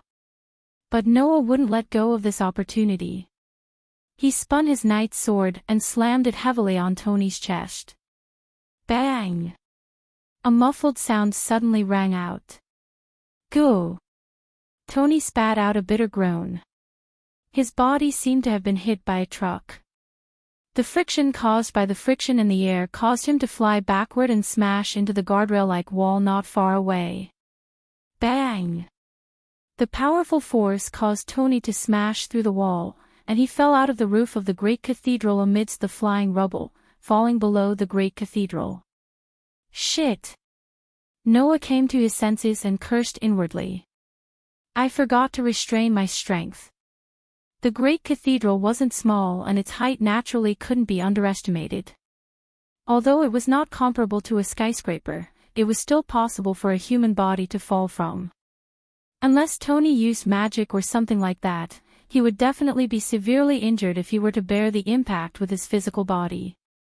No matter how strong his body was, he would definitely be severely injured. If his head fell down, Tony's fate would be tragic. Of course, Noah didn't think that Tony would fall to his death. Just as Noah was hesitating whether to go over and take a look, a hand suddenly reached out from below the smashed wall and placed on the ground. Then, a person climbed up from below. Wah, I thought I was dead for sure. With such a nonchalant cry, Tony climbed up in an extremely wretched manner like he was not a human at all. Seeing this extremely mundane scene, Noah fell into a state of speechlessness. Noah had imagined that Tony would use some kind of magic to suddenly fly up from below. He also thought that Tony would directly appear in front of him like teleportation. However, Noah really didn't expect that Tony would actually climb up. What should he say? Noah began to suspect that Tony was really hiding his strength. Under Noah's scrutinizing gaze, Tony patted the dust on his body and raised his head. He looked at Noah with the same sunny expression as before, but the look in his eyes had completely changed. He became impassioned. This was Tony's performance when he truly began to value Noah. I didn't think that I would lose in a duel of swords. Undoubtedly, even the hierarch can't do anything to me in this aspect. You're really satisfying. Tony's eyes met Noah's scrutinizing gaze. His expression more or less revealed the battle thirst of a pure warrior. What's your name? Although Tony had been pestering Noah to duel with him, he had never asked for Noah's name. The reason was simple. Back then, Noah hadn't shown that he was worthy enough for Tony to remember his name. But now, Tony was asking for his name. It was impossible for Noah not to understand what this meant. Noah Doria. You can call me Noah. Noah, huh? Tony muttered before nodding. Okay. I'll remember your name. Noah certainly didn't know how difficult it was for Tony to remember a person's name. To put it bluntly, there were no more than 10 people who could make Tony remember the name of their first meeting. And each of these 10 people was an existence that possessed unparalleled power in this world. I'll admit it. I lost in a duel of swords. Tony stared at Noah and said. But I can still use a sword that no one in this world can block. A sword that no one in this world can block. Noah's heart tightened. These words were definitely not just empty words. Originally, I didn't want to use such a sword because it can't be considered as my sword skill. It's just an opportunistic strength. But since I lost in a duel of swords, it would be rude if I don't show you my true strength. Tony lowered his hand that was holding the sword. I'll show you something special. My authority. When these words entered Noah's ears, Noah's heart let out an unprecedented cry. It was a sense of crisis. A real sense of crisis. Although he didn't know what Tony meant by authority, Noah believed him for no reason. It was definitely something very dangerous. Something so dangerous that it could take Noah's life. This made Noah's body tense up. His heart was in his mouth. At this moment, Tony suddenly opened his mouth and chanted an incantation. I hereby swear that I won't allow anything that I can't cut to exist. This sword can cut through everything on earth. It is an invincible blade. An unimaginable amount of power gushed out from Tony's body and turned into a fluorescent light that covered Tony's entire body. Chapter 456. I swear that I will not allow anything to exist that I cannot cut through. This sword can cut through everything on earth. It is an invincible blade. As the words left Tony's mouth like a proclamation, a vast power that caused the air to tremble rose from Tony's body. It was like a strong light that made Tony look like a god. Under such circumstances, Tony's sword-wielding hand began to change. Kacha kacha. Amidst the sound of ice, Tony's arm turned silver. It was the purest color of steel. Like the arm of an exquisite sculpture, Tony gripped the sword tightly with his silver hand, causing the sword to shine with a silver light. At that moment, Noah clearly felt it. He could feel the terrifying aura released from Tony's sword that was obviously a mass-produced weapon. It made Noah's heart palpitate. I can't block it. That sword can't block it. No. It should be said that if he chose to block the sword, then Noah was likely to be in danger. Without hesitation, Noah mobilized all the mana in his body. Amidst the vibrations in the space, terrifying mana gushed out of Noah's body like a tidal wave, turning into a white light that illuminated every corner of the place. The brilliant white light was all gathered on the knight's sword in Noah's hand, making the pitch-black knight's sword completely turn into a dazzling pure white in an instant, blooming with dazzling light. Whoa, what kind of curse is this? Tony was surprised for the first time. You're obviously not my kind, but you actually have such a strong curse power. If it wasn't for the fact that I didn't feel a strange aura from your body, I would have suspected that you're my kind.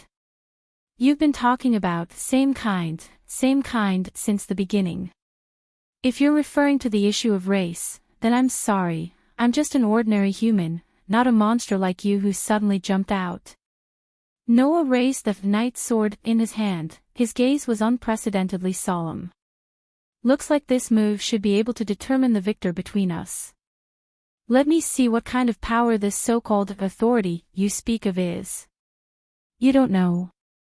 Tony was startled at first, but then the corner of his mouth rose.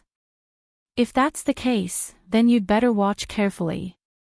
As soon as he finished speaking, a terrifying power that could rival a storm surged out with Tony at the center, sweeping out in all directions. It was mana. But in Tony's words, it was called curse in this world. Sensing the terrifyingly massive mana, Noah's heart was filled with astonishment. The mana rising from Tony's body was no weaker than Noah's. This was the first time Noah met someone who could match him in terms of mana. Are there really such terrifying people everywhere in this world? Are there so many of them that I've just arrived in this world? Noah gripped his sword tightly and took a deep breath. The magic power rising from his body became even more violent, and like Tony, it swept out like a storm. Tony's blood boiled as he gazed at the storm of mana around Noah's body that couldn't be affected by his own power.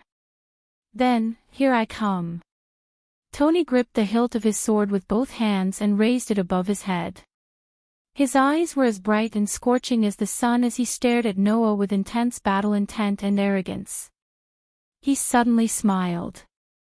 In the next moment, Tony swung the sword down heavily. Clang! When Tony swung his knight's sword, which was wrapped in terrifying magic power, an invisible slash suddenly appeared and cut through the air. With a sharp sword hum, it flashed past like a half-moon shadow and fell on Noah. Whing! Wherever the invisible slash passed, the space violently trembled, as if it could collapse at any time, and violently fluctuated. Noah's sense of crisis exploded. Almost instinctively, Noah used all of his magic power to cast, crush, to cover the knight's sword, and raised it horizontally in front of him.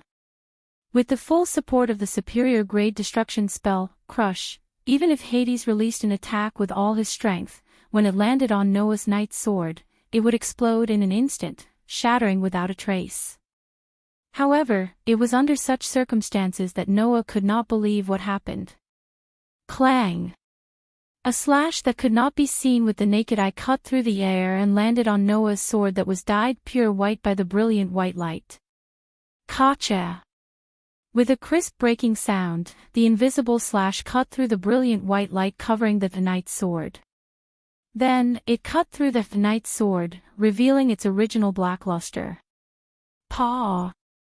From the middle of the sword that was born from Noah's soul, it was cut in half without any resistance. Then, without losing any momentum, the slash went through the broken knight's sword and landed on Noah's body amidst the vibrations in the air.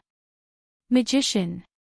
Noah, whose pupils had shrunk to the size of a needle tip, let out a low bellow, releasing the other weapon in his soul. Bang! In the surging blue flames, the power called Magician released the other weapon in Noah's soul. When the blue flames dissipated, a thick black shield was already standing in front of Noah. Clang!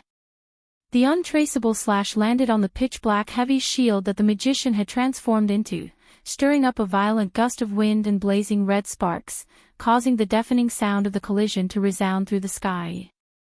However, this scene did not last long. Gotcha!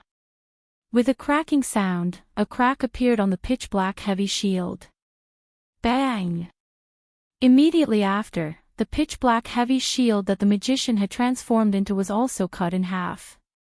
With a muffled explosion, the shield shattered into pieces, leaving a path for the knight's sword to escape. Clang! Andre, who was on the phone at the top of another building, suddenly saw a sword light flashing from the roof of the great cathedral. It fell down and swept across the entire great cathedral in a straight line. Gotcha!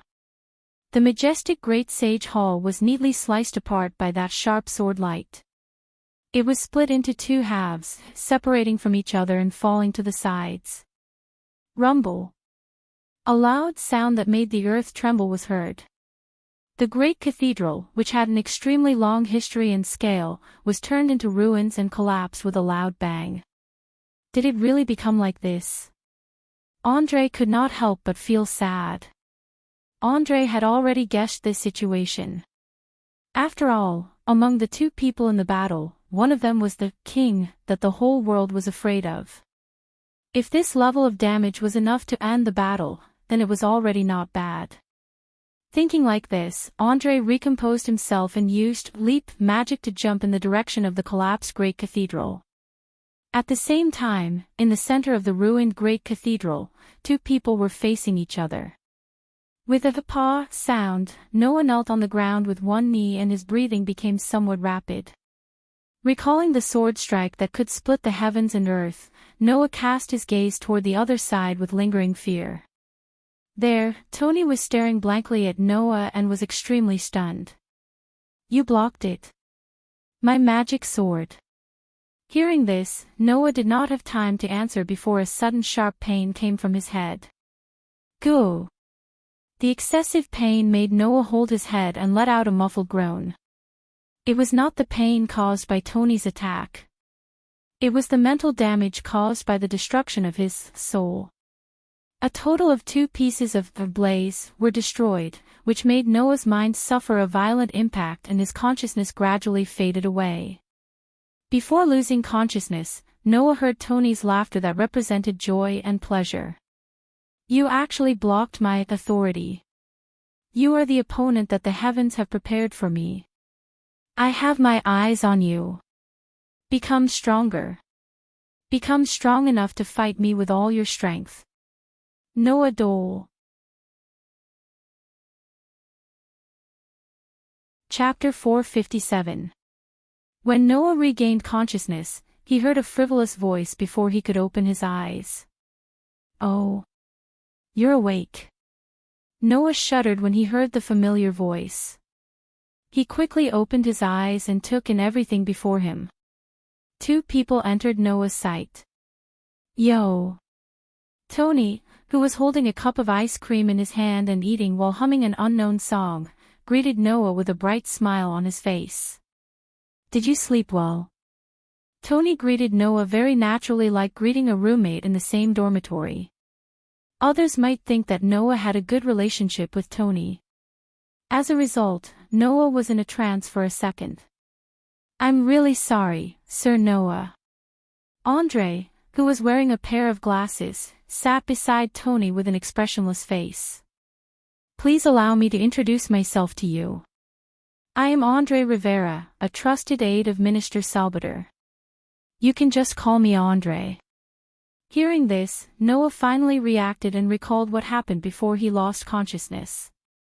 Because the knight's sword and revolver were destroyed by Tony's so-called authority, Noah also suffered from the mental impact of his soul being destroyed and lost consciousness.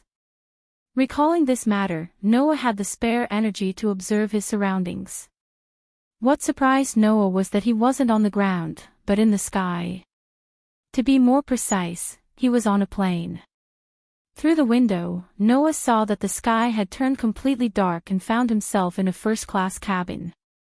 There were only 3 people in the cabin: Noah, Tony, and Andre. Undoubtedly, Noah was on the ground before he lost consciousness and woke up in the cabin.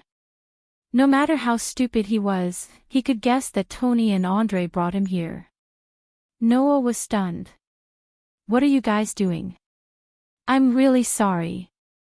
Before Tony could say anything, Andre calmly explained for Noah, as if he was afraid that he would cause even more trouble. "It's rude of us to bring you on the plane without your permission, but this is the order of the king. So, please forgive us, Sir Noah. We'll talk about that later." Noah frowned and shifted his gaze to Tony. "I want to know why you brought me on the plane." "Well, don't be so angry. You must be bored on that island.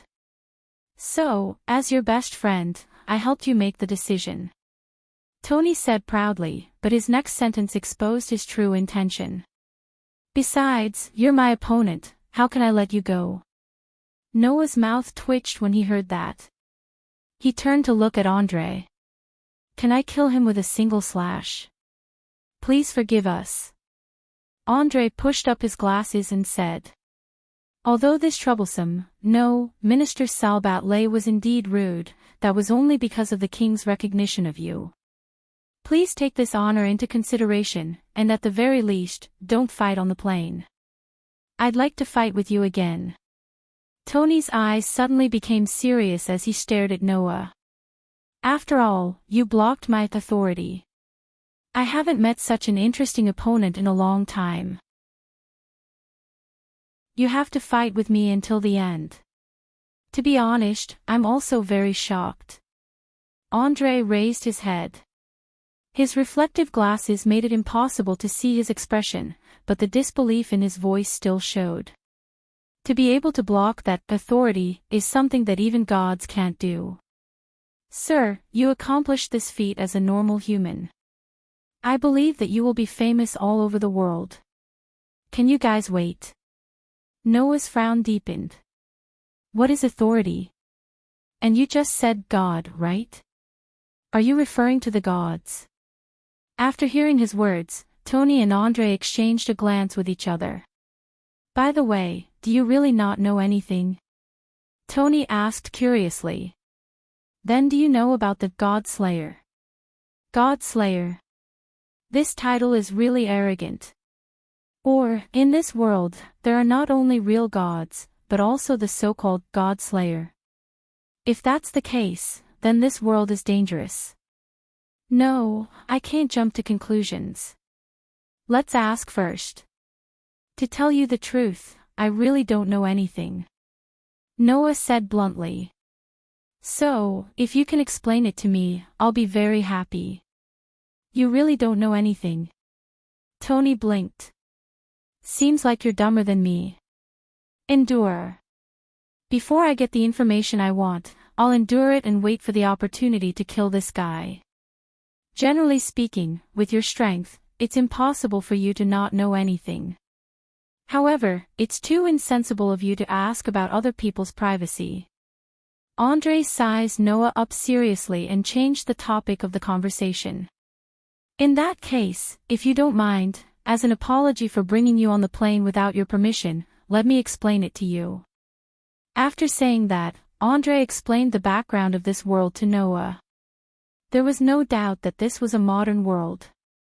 However, in this world, there were also various unknown organizations. It was a group of people who used miracles that had survived the grinding of a long history.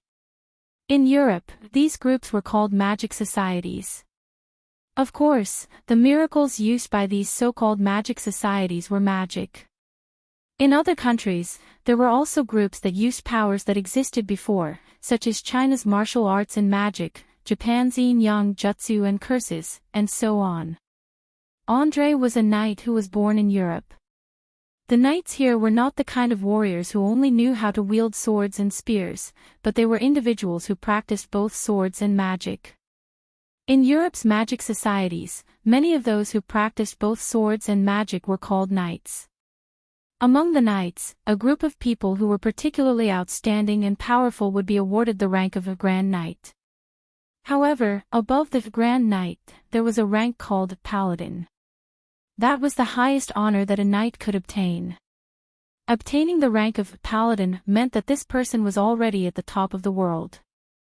There were only 6 kings in the world that could suppress people who obtained the rank of Paladin. God Slayer. If the paladins were still in the category of human beings, then the Godslayer was a true monster. He was an inhuman existence that could trample countless paladins, the most glorious of human beings, under his feet. Perhaps some people would scoff at this title and think that it was nonsense. However, just as the name suggested, the so-called God Slayer referred to those who had slaughtered the gods and usurped the power of the gods. Authority. That was a power that only the gods could use. The humans who killed the gods would usurp this power from the gods and use it for themselves. Once they obtained the authority of the gods, this person was no longer a human, but a God Slayer, a real and human existence. Therefore, the God Slayer was called the Tyrant, also known as the Demon King, a true king above all humans. Tony was one of the God Slayers. In other words, not only did Noah encounter the only 6 God Slayers in the world in less than an hour after he arrived in this world, but the God Slayer also found fault with him. Not only did he fight with the God Slayer, but he also used the power of a human to block the power of a god. It was just that unbelievable. Noah silently looked at Tony, who was smiling at him, then shook his head at Andre. I won't doubt your words, but you said that this guy is a God Slayer. To be honest, I really want to refute that. I understand your feelings very well. Andre's voice was full of sincerity when he said this. It was obvious that he was speaking from the bottom of his heart. Many people don't want to believe in this nightmare, but it is the truth. This idiot. No, Sarbalt is indeed a God Slayer, there is no doubt about that. Isn't that too much? Tony protested, but he was ignored by Noah and Andre at the same time. That was all Noah asked with a frown on his face. Do gods really exist? Chapter 458. Noah could be considered to have been to many worlds. In these worlds, even if Noah hadn't seen them before, he had more or less heard of them. For example, in the world of fairy tale, there were dragons and demons. Although Noah had not seen them, Naz, Gadjalu, and Wendy were the children of dragons. Mira had also received the power of demons, which made Noah feel their existence. In the world of A Magician's Night, it was needless to say. The fantasy species that only existed in fantasy were not much different from the gods. They were all existences that originally only existed in fantasy and myths. Noah even met two gods who called themselves his mother, Gaia and Alea. These two existences were even more powerful than the so-called gods. Therefore, if he met the so-called gods in any world, Noah would not be surprised. Noah only wanted to know if such existences could really run all over the world and be eliminated by humans, giving birth to the 6 god-slayers. That was why Noah asked such a question in a roundabout way. Do gods really exist?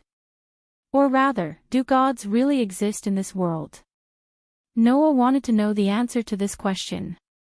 Perhaps Andre understood the meaning of Noah's words, but after thinking for a while, he shook his head. We don't know if they are the omnipotent gods that we imagine, but they were indeed born based on the myths that humans weaved. They are inexplicable existences that originally only existed in myths. A long, long time ago, God should have been able to freely roam the world. However, humans created myths and legends, so God could only exist according to the content of the myths and could not truly descend into this world, Andre explained. The only gods that can appear on earth are those who rebelled against the myths and went against the content of the myths, bringing disaster to the world and humans. We call them the God of Disobedience. I defeated the God of Disobedience and successfully usurped the power of the gods, obtained the authority, and became a God Slayer. Tony's tone was so relaxed that it was as if he was talking about killing a mosquito instead of killing a god. Well, although I didn't have that idea at first, when I came back to my senses, I had already become such a troublesome existence. The first time, I almost died, but later on, it was much smoother. Sarbathur is indeed a king who killed a god. Andre seemed to be unable to bear Tony's words and said seriously. Although I don't know if they are omnipotent gods in the religious sense, it is a fact that the God of Disobedience will appear all over the world from time to time, and only the God Slayers, who also have the power of God, can fight against them. Therefore, the magic societies all around the world will respect the God Slayers. It is not only because they can protect humans from the gods, but also because humans can't resist them. Having said that, Andre sized up Noah again. Your Excellency Noah, now you know how shocking your achievements are, right? Aren't you exaggerating a little? Noah glanced at Tony without changing his expression. Indeed, Tony is very powerful, but I only blocked his sword. It's not worth the exaggeration, is it? It's not an exaggeration. Andre finally laughed bitterly. Do you know what the authority that Sarbathur used when he fought you was? Upon hearing this, Noah could not help but be startled. In Europe, there is a wise parliament that specializes in collecting information on God Slayers. The wise parliament named Sarbathur Silver Hand of Rending.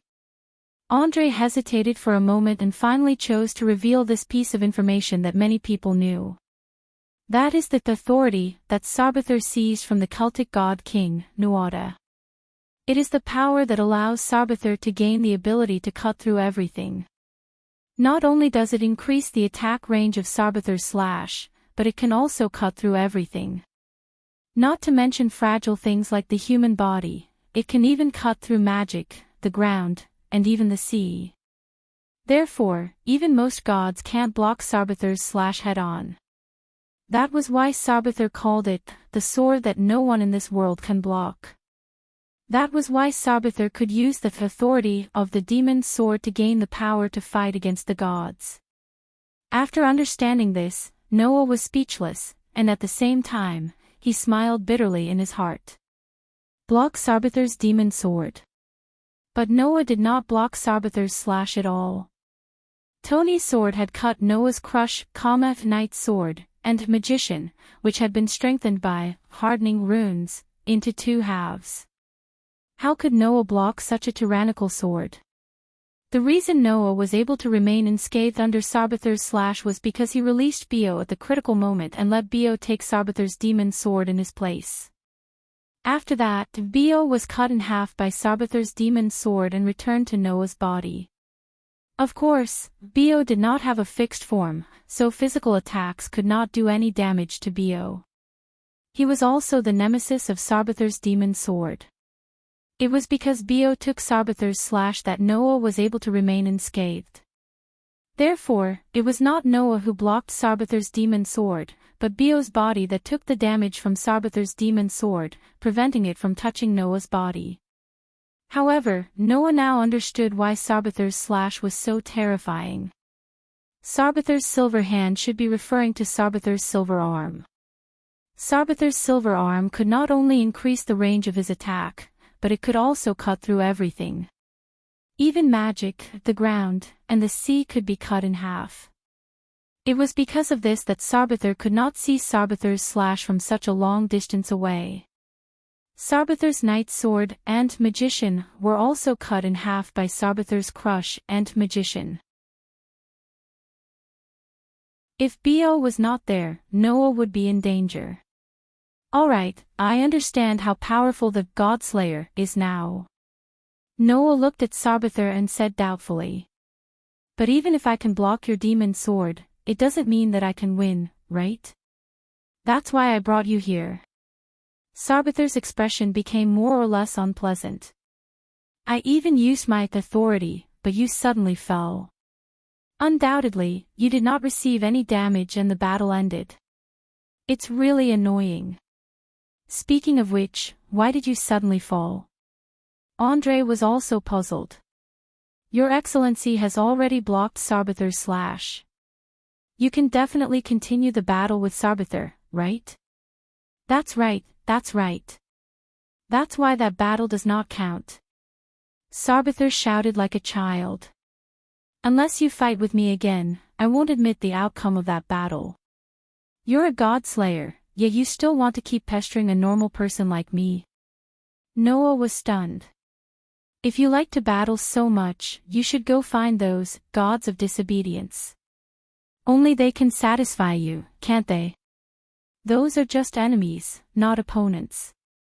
Sarbathar smiled, but his eyes were extremely bright. I don't lack enemies, I only lack opponents. But you shouldn't be looking for me, right? Noah frowned. Even if I can block your slash, I'm just a normal person. Aren't there 5 other god-slayers in this world other than you? Can't you go find them and fight? But you have a sword that even I can only admit defeat, right? Sarbathar narrowed his eyes and stared at Noah. If I can't fight you with my full strength when we both have the same sword, that would be too boring. Fight you with your full strength. Noah was stunned for a moment and was speechless. So, you plan to fight me when we get off the plane? However, Sarbathar unexpectedly shook his head. We both have the same sword, but I still have my authority. If I fight you with my full strength, it would be like cheating. Even if I win, there's nothing to be happy about. Then why did you bring me here? Noah rolled his eyes. Why? Sarbathar suddenly smiled. Well, don't worry, I already have a plan. Noah and Andre immediately became alert. If they were led by the nose by this idiot, it would definitely cause some trouble in the end. Definitely.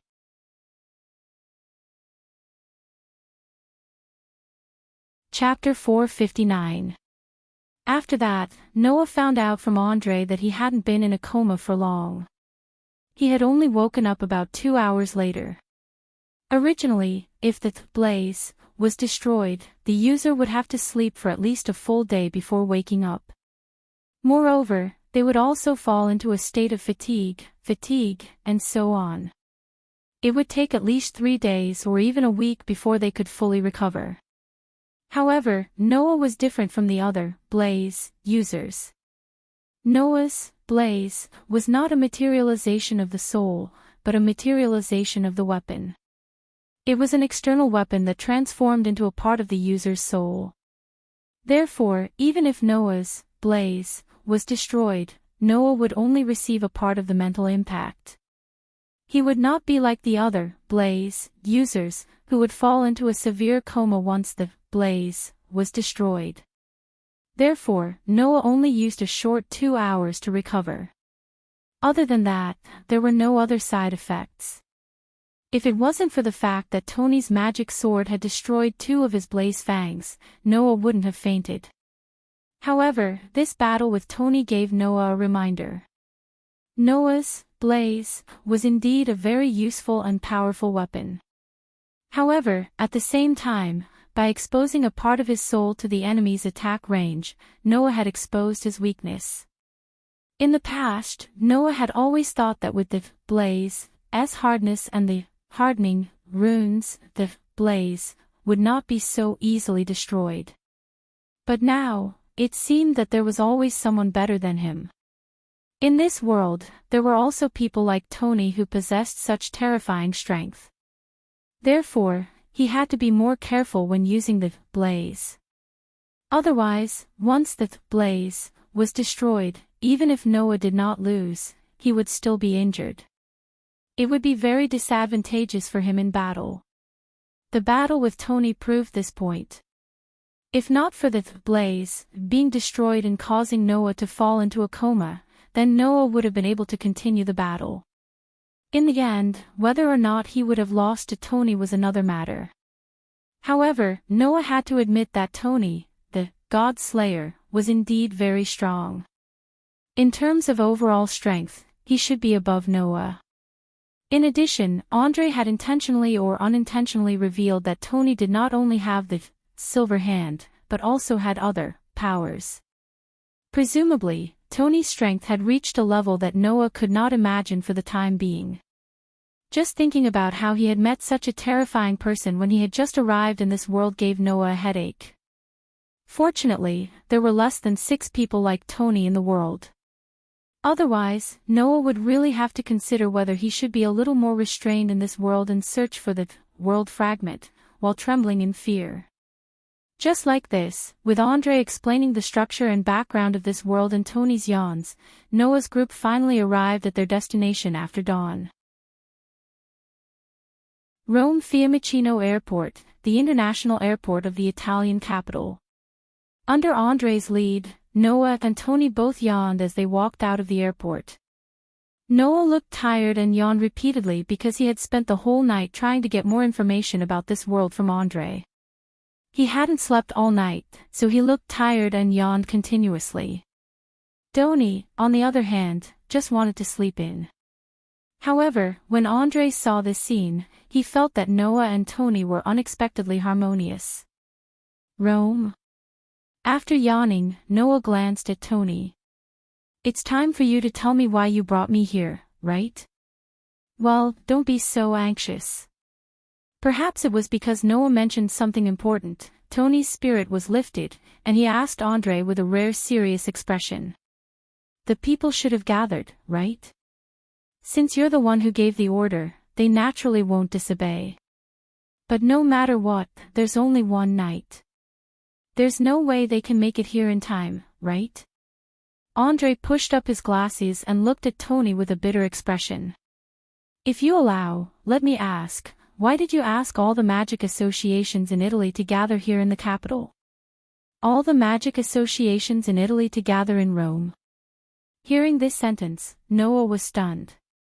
Noah did not doubt that Tony had the power to gather all the magic associations in Italy. After all, Tony was not only a king who killed gods, but he was also the King of Swords, who ruled the magic associations in Italy and was respected as the leader of the local magicians. Although he was the leader, Tony basically ruled over all the magic associations under his rule without ruling. This was not surprising because Tony himself was not a leader at all. If he really managed all the magic associations in Italy, the world would have been in chaos. It was precisely because of this that André was able to accompany Tony and play the role of alliance leader for Tony. As an old friend of Tony before he became the God Slayer, André was not only Tony's confidant but also had the title of Deacon Wang. He was one of the few people who could criticize Tony directly.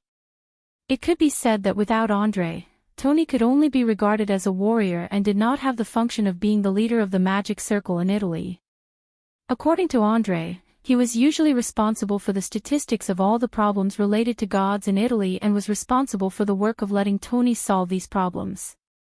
Tony also felt that these things were too troublesome, so he threw them all to André and was satisfied with just being responsible for fighting.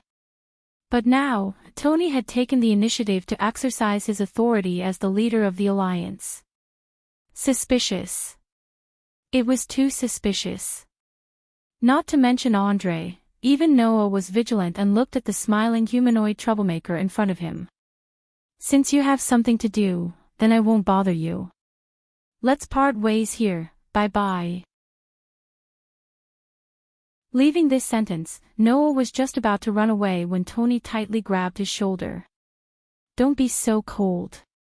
It's rare to come to the capital of Italy and see the gathering of all the magic associations in Italy. As your best friend, how can I not take you to see it? Tony smiled very brightly. In short, you come with me. Rare? Undoubtedly, it was you who kidnapped me. You call it rare? Even those magic associations were gathered by you. Is that rare? Noah was getting more and more ominous premonition, which made him extremely resistant. Besides, I'm not your confidant, nor will I be your best friend. There's no need for me to go to that kind of event. Let go of me. After saying that, Noah struggled to get up, but Tony held him tightly. How troublesome. In that case, I can only drag you over by force. Thus, Noah and Tony got into a scuffle outside the airport, leaving the corner of André's mouth twitching. Perhaps the two of them might actually get along. In the end, Noah was dragged away by Tony's persistent pestering. All the magic associations in Italy would gather in the largest hotel in Rome. Noah, Tony, and André arrived at the hotel together. Under the guidance of the waitress who didn't look like an ordinary person, they took the elevator to the top floor and arrived at an extremely spacious room. Tony's summoning order was issued just before boarding the plane. In other words, only one night had passed since the summoning order was issued. Naturally, it was impossible to gather all the magic associations in Italy in one night. So, until now, only one person in charge of the magic association had arrived at the hotel. The room that Noah and the rest arrived at was the room where the person from the magic association stayed. According to André, the other party seemed to have just fallen asleep last night, but got up because of Tony's summoning order and rushed to the hotel overnight. Perhaps it wasn't just the people from this magic association, but all the people in charge of the magic associations in Italy. They rushed over last night but hadn't arrived yet. What an irresponsible king. With André pushing the door open, two figures soon appeared in front of Noah.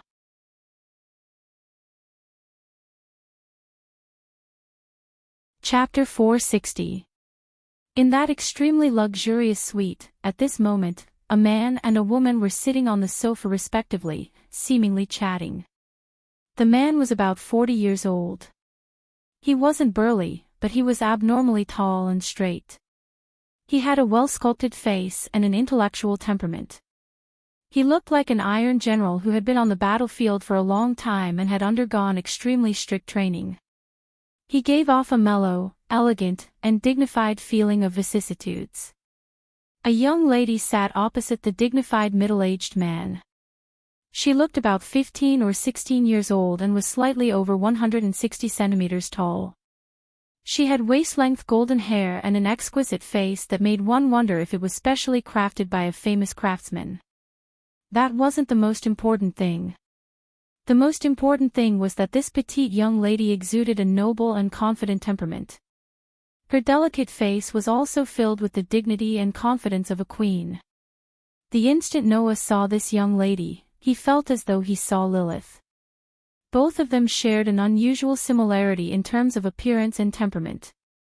Logically speaking, compared to a 40-year-old middle-aged man, an average male would definitely be attracted to such a temperamental young lady when entering such a room. However, apart from Noah, who paid a little attention to this young lady due to her resemblance to Lilith, both Tony and Andre shifted their attention to the middle-aged man. "Long time no see, Mr. Salbar." The middle-aged man stood up and bowed to Tony before greeting Andre. "Long time no see, Mr. Andre." "Long time no see, Mr. Salbar, Mr. Andre." The golden-haired girl also stood up. Instead of saying that she was confident, it would be more appropriate to say that she was gorgeous. However, her smile was extremely aggressive, just like that of a female lion. "It's a pleasure to see both of you as healthy as before." "Long time no see." Andre returned the greeting politely. Oh, I was wondering who arrived first." "So it's the two of you." Compared to Andre, Tony's greeting was as straightforward as if he was greeting an acquaintance. However, don't think that Tony is being polite. Ugh. Tony scratched his head at the golden-haired young lady. "You're that Browntree. Erica Browntree." The girl named Erica smiled elegantly at Tony as if she was not surprised in the slightest. "You should remember my name by now, right?" "Sorry, my memory isn't too good, which is why I can't remember any of those troublesome magic tricks. Only this thing works better." Tony patted the box on his shoulder and chuckled. "Of course, no matter how bad my memory is, I'll remember the names of people I've met 5 times. I've only met you 3 times, right? We've met 7 times, my monarch." The gorgeous smile on Erica's face finally disappeared, but her confident expression remained. "No matter what, I, Erica Browntree, am happy to see you as healthy as before." Hearing this, everyone, including Noah, except Tony, had the same thought in their minds. Erica Browntree was probably lying, right? After all, the God Slayer was an existence that could be called the Demon King. Although he could protect humans from the hands of God, at the same time, because of his overly powerful strength, he could cause all kinds of problems and cause trouble for humans. For example, Tony, who was an empty-headed guy, wouldn't mind stirring up the whole of Italy as long as he had a battle that satisfied him. He was a real troublemaker. Therefore, everyone could tell that Erica Browntree's words were insincere. "Let me introduce them to everyone." Andre stepped forward to let Noah enter the field of vision of everyone present as if he wanted to change the topic. "This is Paolo Browntree, the general of the Magic Club, Red Copper Black Cross in Milan." Andre introduced the middle-aged man to Noah before introducing Erica. "This is Erica Brantley, also a member of the Red Bronze Black Cross. Generalissimo Paolo is Miss Erica's uncle, and Miss Erica herself is a genius child who has obtained the rank of a Grand Knight. There is only one other person in Italy who has obtained the same honor at her age." "Oh." Noah raised his eyebrows and looked at Erica. Under Noah's gaze, Erica wasn't moved by Andre's evaluation at all. Instead, she smiled brilliantly as if it was a matter of course. "Andre, you don't have to say that. The achievements of me, Erica Browntree, are known to all of Italy.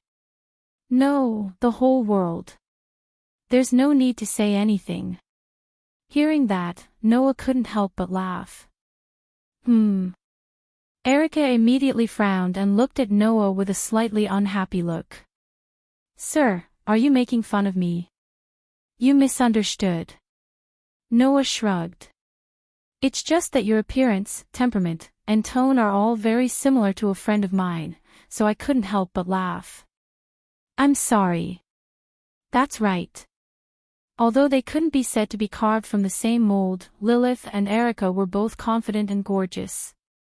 Even their appearances were very similar, with both blonde hair reaching their waists. Looking at Erica, Noah felt as if he were looking at Lilith, which was why he chuckled. I see.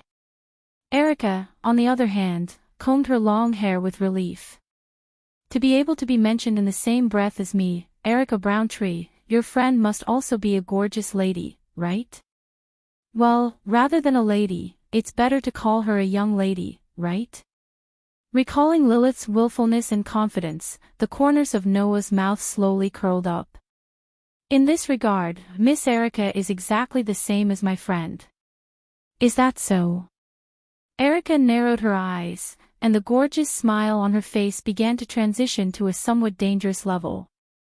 But I'm not a young lady who only knows how to embroider in her room. Sir, why don't you try my sword and magic a little? With that said, traces of spell power began to rise from Erica's body with a confident and elegant smile. In this world, the power used to perform miracles, such as the aura of the East, the magic power of the West, and the spiritual power of the East, were collectively known as spell power. It was due to this that in the previous battle, Tony sincerely said to Noah that his spell power was really strong. In other words, Noah's magic power was also known as spell power, which was the general name of the world. Noah didn't expect Erica to have such a strong desire to show off. His gaze toward her became thought-provoking. She really is similar in all aspects, Erica. Paul reprimanded. Don't be rude. Uncle, you're wrong. Erica suddenly smiled. For us knights, exchanging swords is also a kind of etiquette. Since this sir can accompany Sarbar like Andre, it seems that he is also a capable person who is no weaker than a grand knight. Let me give him the opportunity to dance with me. That's something that others can't even ask for. Andre and Paul looked at each other in dismay. This Erica was no longer confident but arrogant, wasn't she? But this arrogance is not disgusting at all. Sure enough, this girl is carved from the same mold as Lilith. Miss Erica, you'd better leave this opportunity for others. Noah pretended to raise his hands in surrender and took the opportunity to speak. I'm just a passerby. You can talk about business. I'll take my leave. With that, Noah turned around, and Tony's face immediately appeared in front of him, giving Noah a fright. My dear friend, stay with me for a while longer. It'll be over soon. Tony grabbed Noah's shoulder with a smile. While Noah looked sullen, he turned his head and looked at Paul. Are you the only ones here? The other magic societies are still on their way. Paul laughed dryly. The order was just issued last night. It's a bit late. How troublesome. Forget it, I won't wait anymore. You can tell them when they come. Tony made such a declaration. I want news of God. The sooner, the better.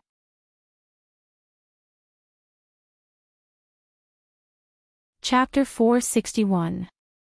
I want news of the gods. The sooner the better. When this sentence came out of Tony's mouth and entered the ears of Noah, Andre, Paul, and Erica, almost everyone had the same thought. This King of Swords must be itching to cause trouble again. This is going to be a little difficult. Paul had a troubled look on his face. Sarbotli, I should also understand that although the gods have left a lot of traces in this world, the god of disobedience can't appear at will. Could it be that Sarbotli has a way to summon the god of disobedience yourself? If there was such a way, it would be easy. I wouldn't be here. Tony waved his hand very casually. Anyway, you all go and collect news of the gods. If there is any, tell me immediately. Also, I don't want the kind of gods that are so weak that they can't even take one sword strike from me. They must be the kind of god of disobedience that is at the level of the god king or main god. There were strong and weak gods. According to Andre, the strength of the gods was not determined by their strength or popularity in mythology, but whether they had a strong sense of self. Therefore, the god of disobedience that appeared on the ground also had strong and weak gods. The powerful god of disobedience could easily sink a small island and bring about disasters like natural disasters. For example, once one of those famous sun gods appeared, the whole earth would be in high temperature just by appearing. The god king and main god level gods that Tony mentioned were such existences, which could be said to be the highest level of gods. Some of the weak god of disobedience couldn't even take one sword strike from Tony. But that was only relative to the kings who killed gods. In the face of such gods, humans were not without the ability to resist, but they were absolutely unable to confront them head-on. At most, they could only seal them. It was because of this that god slayers were not so easy to be born. It was a miracle that could not be achieved by the power of humans themselves, and even the most advanced magicians could not do it. To be able to become a god slayer was all based on luck. Moreover, it wasn't the ordinary kind of luck. It had to be the kind of luck that triggered 3 or 4 miracles under very, very rare circumstances. In other words, wanting to become a god slayer was no less than a beggar wanting to become an emperor who ruled the world. No matter what, the gods and god-slaying kings were not welcomed. Such an existence that possessed a power that humans absolutely could not resist brought unimaginable fear and chaos to people. Just like now, Doni proposed that they must find the whereabouts of God. Even if Paolo was the commander of the Magic Society Red Copper Black Cross, which had the ability to rank among the top in Italy, he still couldn't resist. Most importantly, such an irresistible existence was now asking people to find another even more irresistible existence.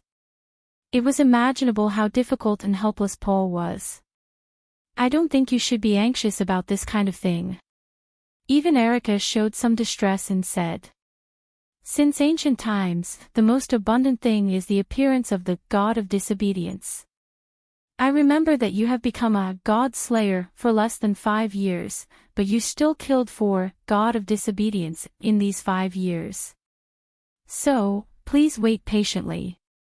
There will always be a chance to satisfy you in the future. Here, as a king, you should be more understanding to the person who gives advice. Even Andre was half advising and half warning. Please listen to Miss Erica's request and show your tolerance, King. What a joke. If it was not necessary, who would want to let the god of disobedience fight with the god of disobedience? That would definitely bring trouble to the people around in the form of disasters. So, no matter what, Erica and others had to be perfunctory. I know these things. Doni frowned. Do I look like someone who likes to cause trouble? As soon as this sentence came out, Erica, Paul, and Andre looked at Doni speechlessly. Their stares made Doni feel guilty. This time, I really don't want to mess around. Doni quickly argued. As you said, the god will appear sooner or later, and by then, this god will still need to be dealt with. In that case, isn't it the same for you to take the initiative to collect information? Upon hearing that, Erica, Paul, and Andre exchanged glances. They had to admit that Tony's words made sense. I understand. Paul hesitated for a while and finally nodded. You're right. If the god of disobedience appears, we still need to deal with it. Only the king can fight against the god, so it's not strange for us to collect information for you. As long as you don't mess around. Erica said bluntly. I'm just afraid that you can't wait and really do something to make the god of disobedience appear. Doni was taken aback and muttered to himself. Seeing this scene, Erica, Paul, Andre, and the others felt a chill in their hearts. Noah, who had been watching from the sidelines, could only express his understanding of the three's reaction.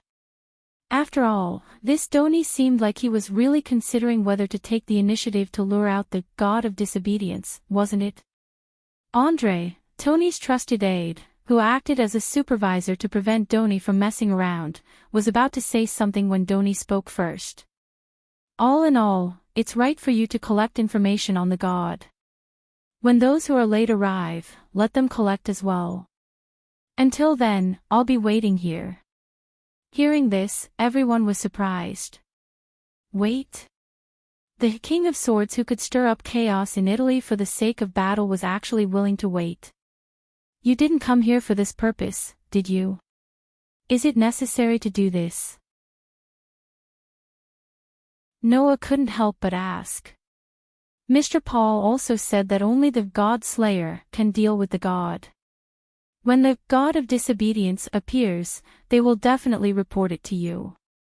Why are you in a hurry to collect information on the God? Isn't that obvious?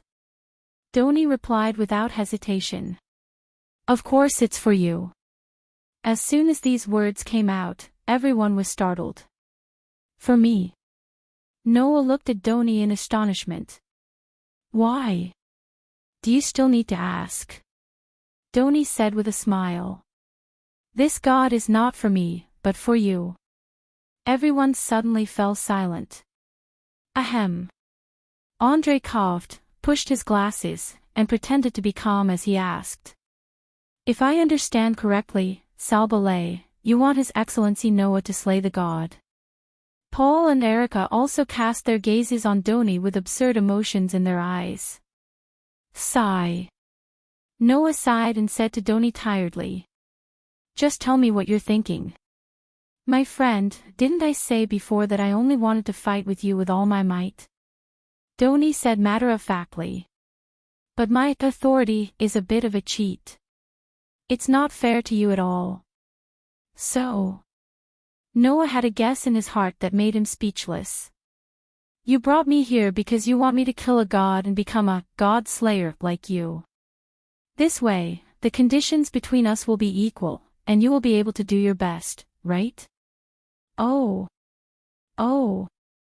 Oh. Doni cried happily. You're indeed my best friend. You really know me. Doni's so-called plan was finally exposed.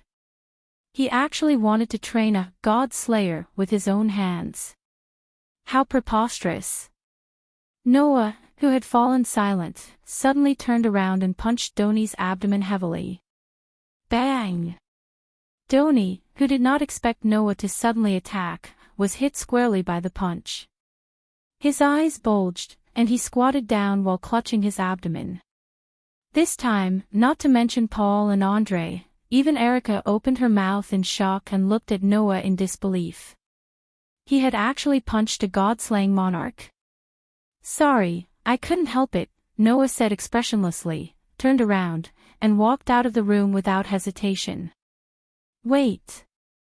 Wait. My best friend. Doni clutched his abdomen and chased after Shiyen with a twisted face. In the vast and luxurious room, only Erica, Paul, and Andre were left looking at each other. Their eyes were constantly communicating, and they could not speak for a long time. However, each of them had the same thought in their mind.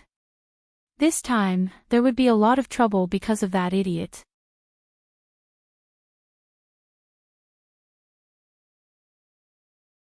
Chapter 462. As the largest hotel in the Italian capital, Rome, although the people here did not have the habit of sharing baths, there were still large baths. Splash, with the sound of water splashing, Noah lay down in the water and leaned back. He rubbed his temples and sighed. On the other side of Noah, a chuckling, frivolous voice sounded. I knew you wouldn't want to leave me. These words sounded like words of love from someone who was very infatuated with Noah. It was a pity that the person who said that wasn't a beauty or even a woman. Instead, it was a man who made Noah wish he could slash him to death with his sword. You and I are best friends who have crossed swords. Even I feel like I'm cheating. You must be unwilling to lose to me in terms of authority, right? Tony, who was soaking in the hot water like Noah, said with a proud expression. As a swordsman, this is the time for you to work hard and become stronger. Then, you can seek revenge on me and defeat me with your sword once again. This is the true path of a king. For example, you can kill a god or something like that. My dear friend, I believe you can understand.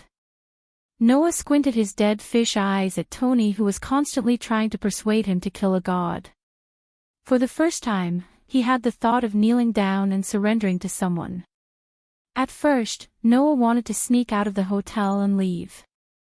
Who would have thought that Tony, who couldn't find Noah, would be so anxious that he would pull out his sword and use silver hand of shredding in an attempt to cut the entire hotel in half, which scared Noah out of his hiding place. When Noah asked Tony why he pulled out his sword, Tony said this: "There are too many obstacles in this building. I don't know any magic, so it won't be easy to find someone. So if I cut down the whole hotel, it should be easier to find him." Noah almost knelt down. Just because you want to find someone, you want to destroy a hotel? Even if you have no common sense, there should be a limit, right? Or is this the only way Tony can think of? In the end, Noah came to a conclusion in both aspects. So, Noah gave up on escaping. Who knows if this idiot will cut the whole Rome in half in order to find Noah? Moreover, all the magic associations in Italy respected Doni as their leader. As long as Doni gave the order, all of Italy would begin to hunt down Noah. Noah didn't want to make such a big deal out of it. Therefore, Noah had lost because he was competing with an idiot. That was not wise at all. In short, Noah felt that dealing with Tony was more tiring than dealing with Naz. At the very least, if Naz couldn't control it, he could directly silence him with a punch. But Doni was many levels stronger than Naz. Even Noah was defeated by his authority of the God Slayer. What else could he do? I have prepared the conditions for you, my dear friend. As long as there is news of God, you can go to the battlefield to kill the enemy and become one of my kind. Tony was getting more and more excited. At that time, we will fight each other with power against power, sword against a sword. Wouldn't that be wonderful? I say, you should let me go now, right? Noah felt that he might really cry, and his tone was extremely weak. Let's not talk about beautiful or not. Tony, do you really believe that I can kill God? Was God so easy to kill? If so, there would be more than 6 God Slayers in the world. At least, Noah was not as optimistic as Tony. He really thought that he could kill God. If you want to kill God, you can't just have power. From Andre, Noah also learned about the current situation of the 6 God Slayers. According to Andre, apart from 2 to 3 people, almost half of the God Slayers were just ordinary people before they became God Slayers. It was said that before Tony became a God Slayer, he only knew how to use a sword and nothing else. Not only did he not know magic, but Tony's body could not even store curses. Killing God depended entirely on luck and miracles. Otherwise, he would have been able to seal the weakest God and not kill him. To be honest, Noah did not think that he was weaker than the weakest God, but defeating and killing were 2 completely different concepts. Therefore, even if Noah was confident in his own strength, he did not dare to say that he could definitely kill God. Compared to Noah, Tony was obviously more confident. Tony squinted his bright eyes and met Noah's gaze. What appeared in his eyes wasn't trust or suspicion. Instead, it was excitement, as though he had met his match. I believe that you will become one of my kind. Hearing this, Noah frowned. What makes you say that? Who knows? Tony shrugged irresponsibly. At the very least, I don't feel that you can't do it. My intuition tells me that you can do it. Noah fell silent at Tony's words. Although Noah did not know whether Tony was joking or not, to be honest, he did not feel that he could not do it. Noah's intuition was very accurate. Since Noah himself did not feel that he could not do it, then it was most likely that he could do it. I'm afraid that Tony also has amazing intuition, right?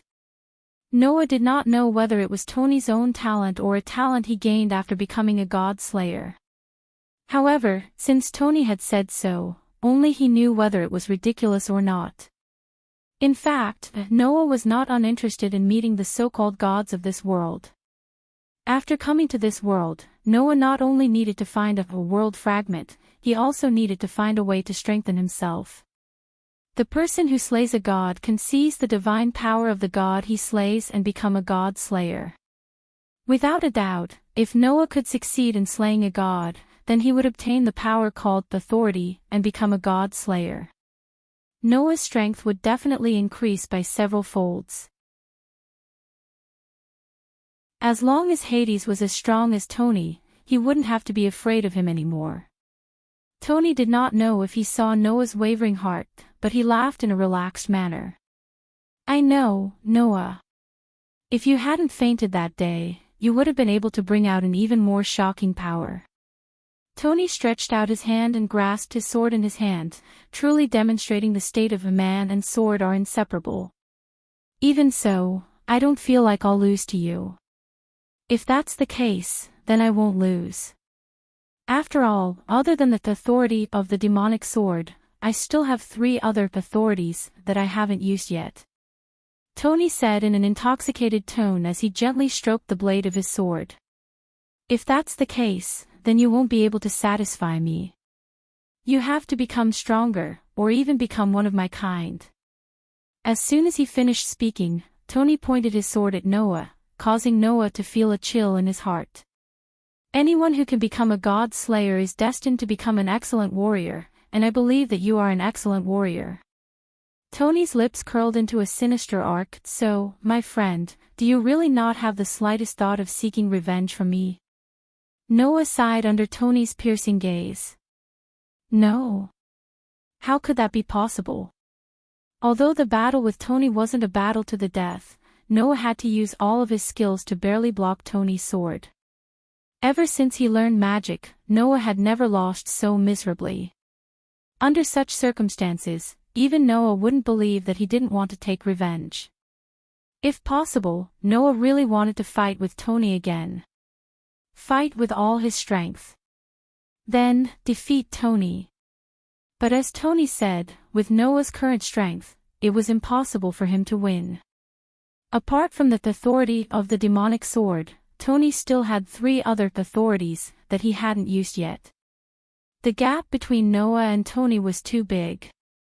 At least, it wasn't just big. If he wanted to defeat Tony, there was only one way. God Slayer. Usurp the authority of a god and become a god slayer. This way, Noah would have a chance to defeat Tony. At this moment, Noah bitterly smiled. "You won," Tony smiled from the bottom of his heart. It was a blessing for his kind that was about to be born. You're tuning into the Journey of the Soul YouTube channel. Don't forget to subscribe and join us on this journey to catch the most captivating stories.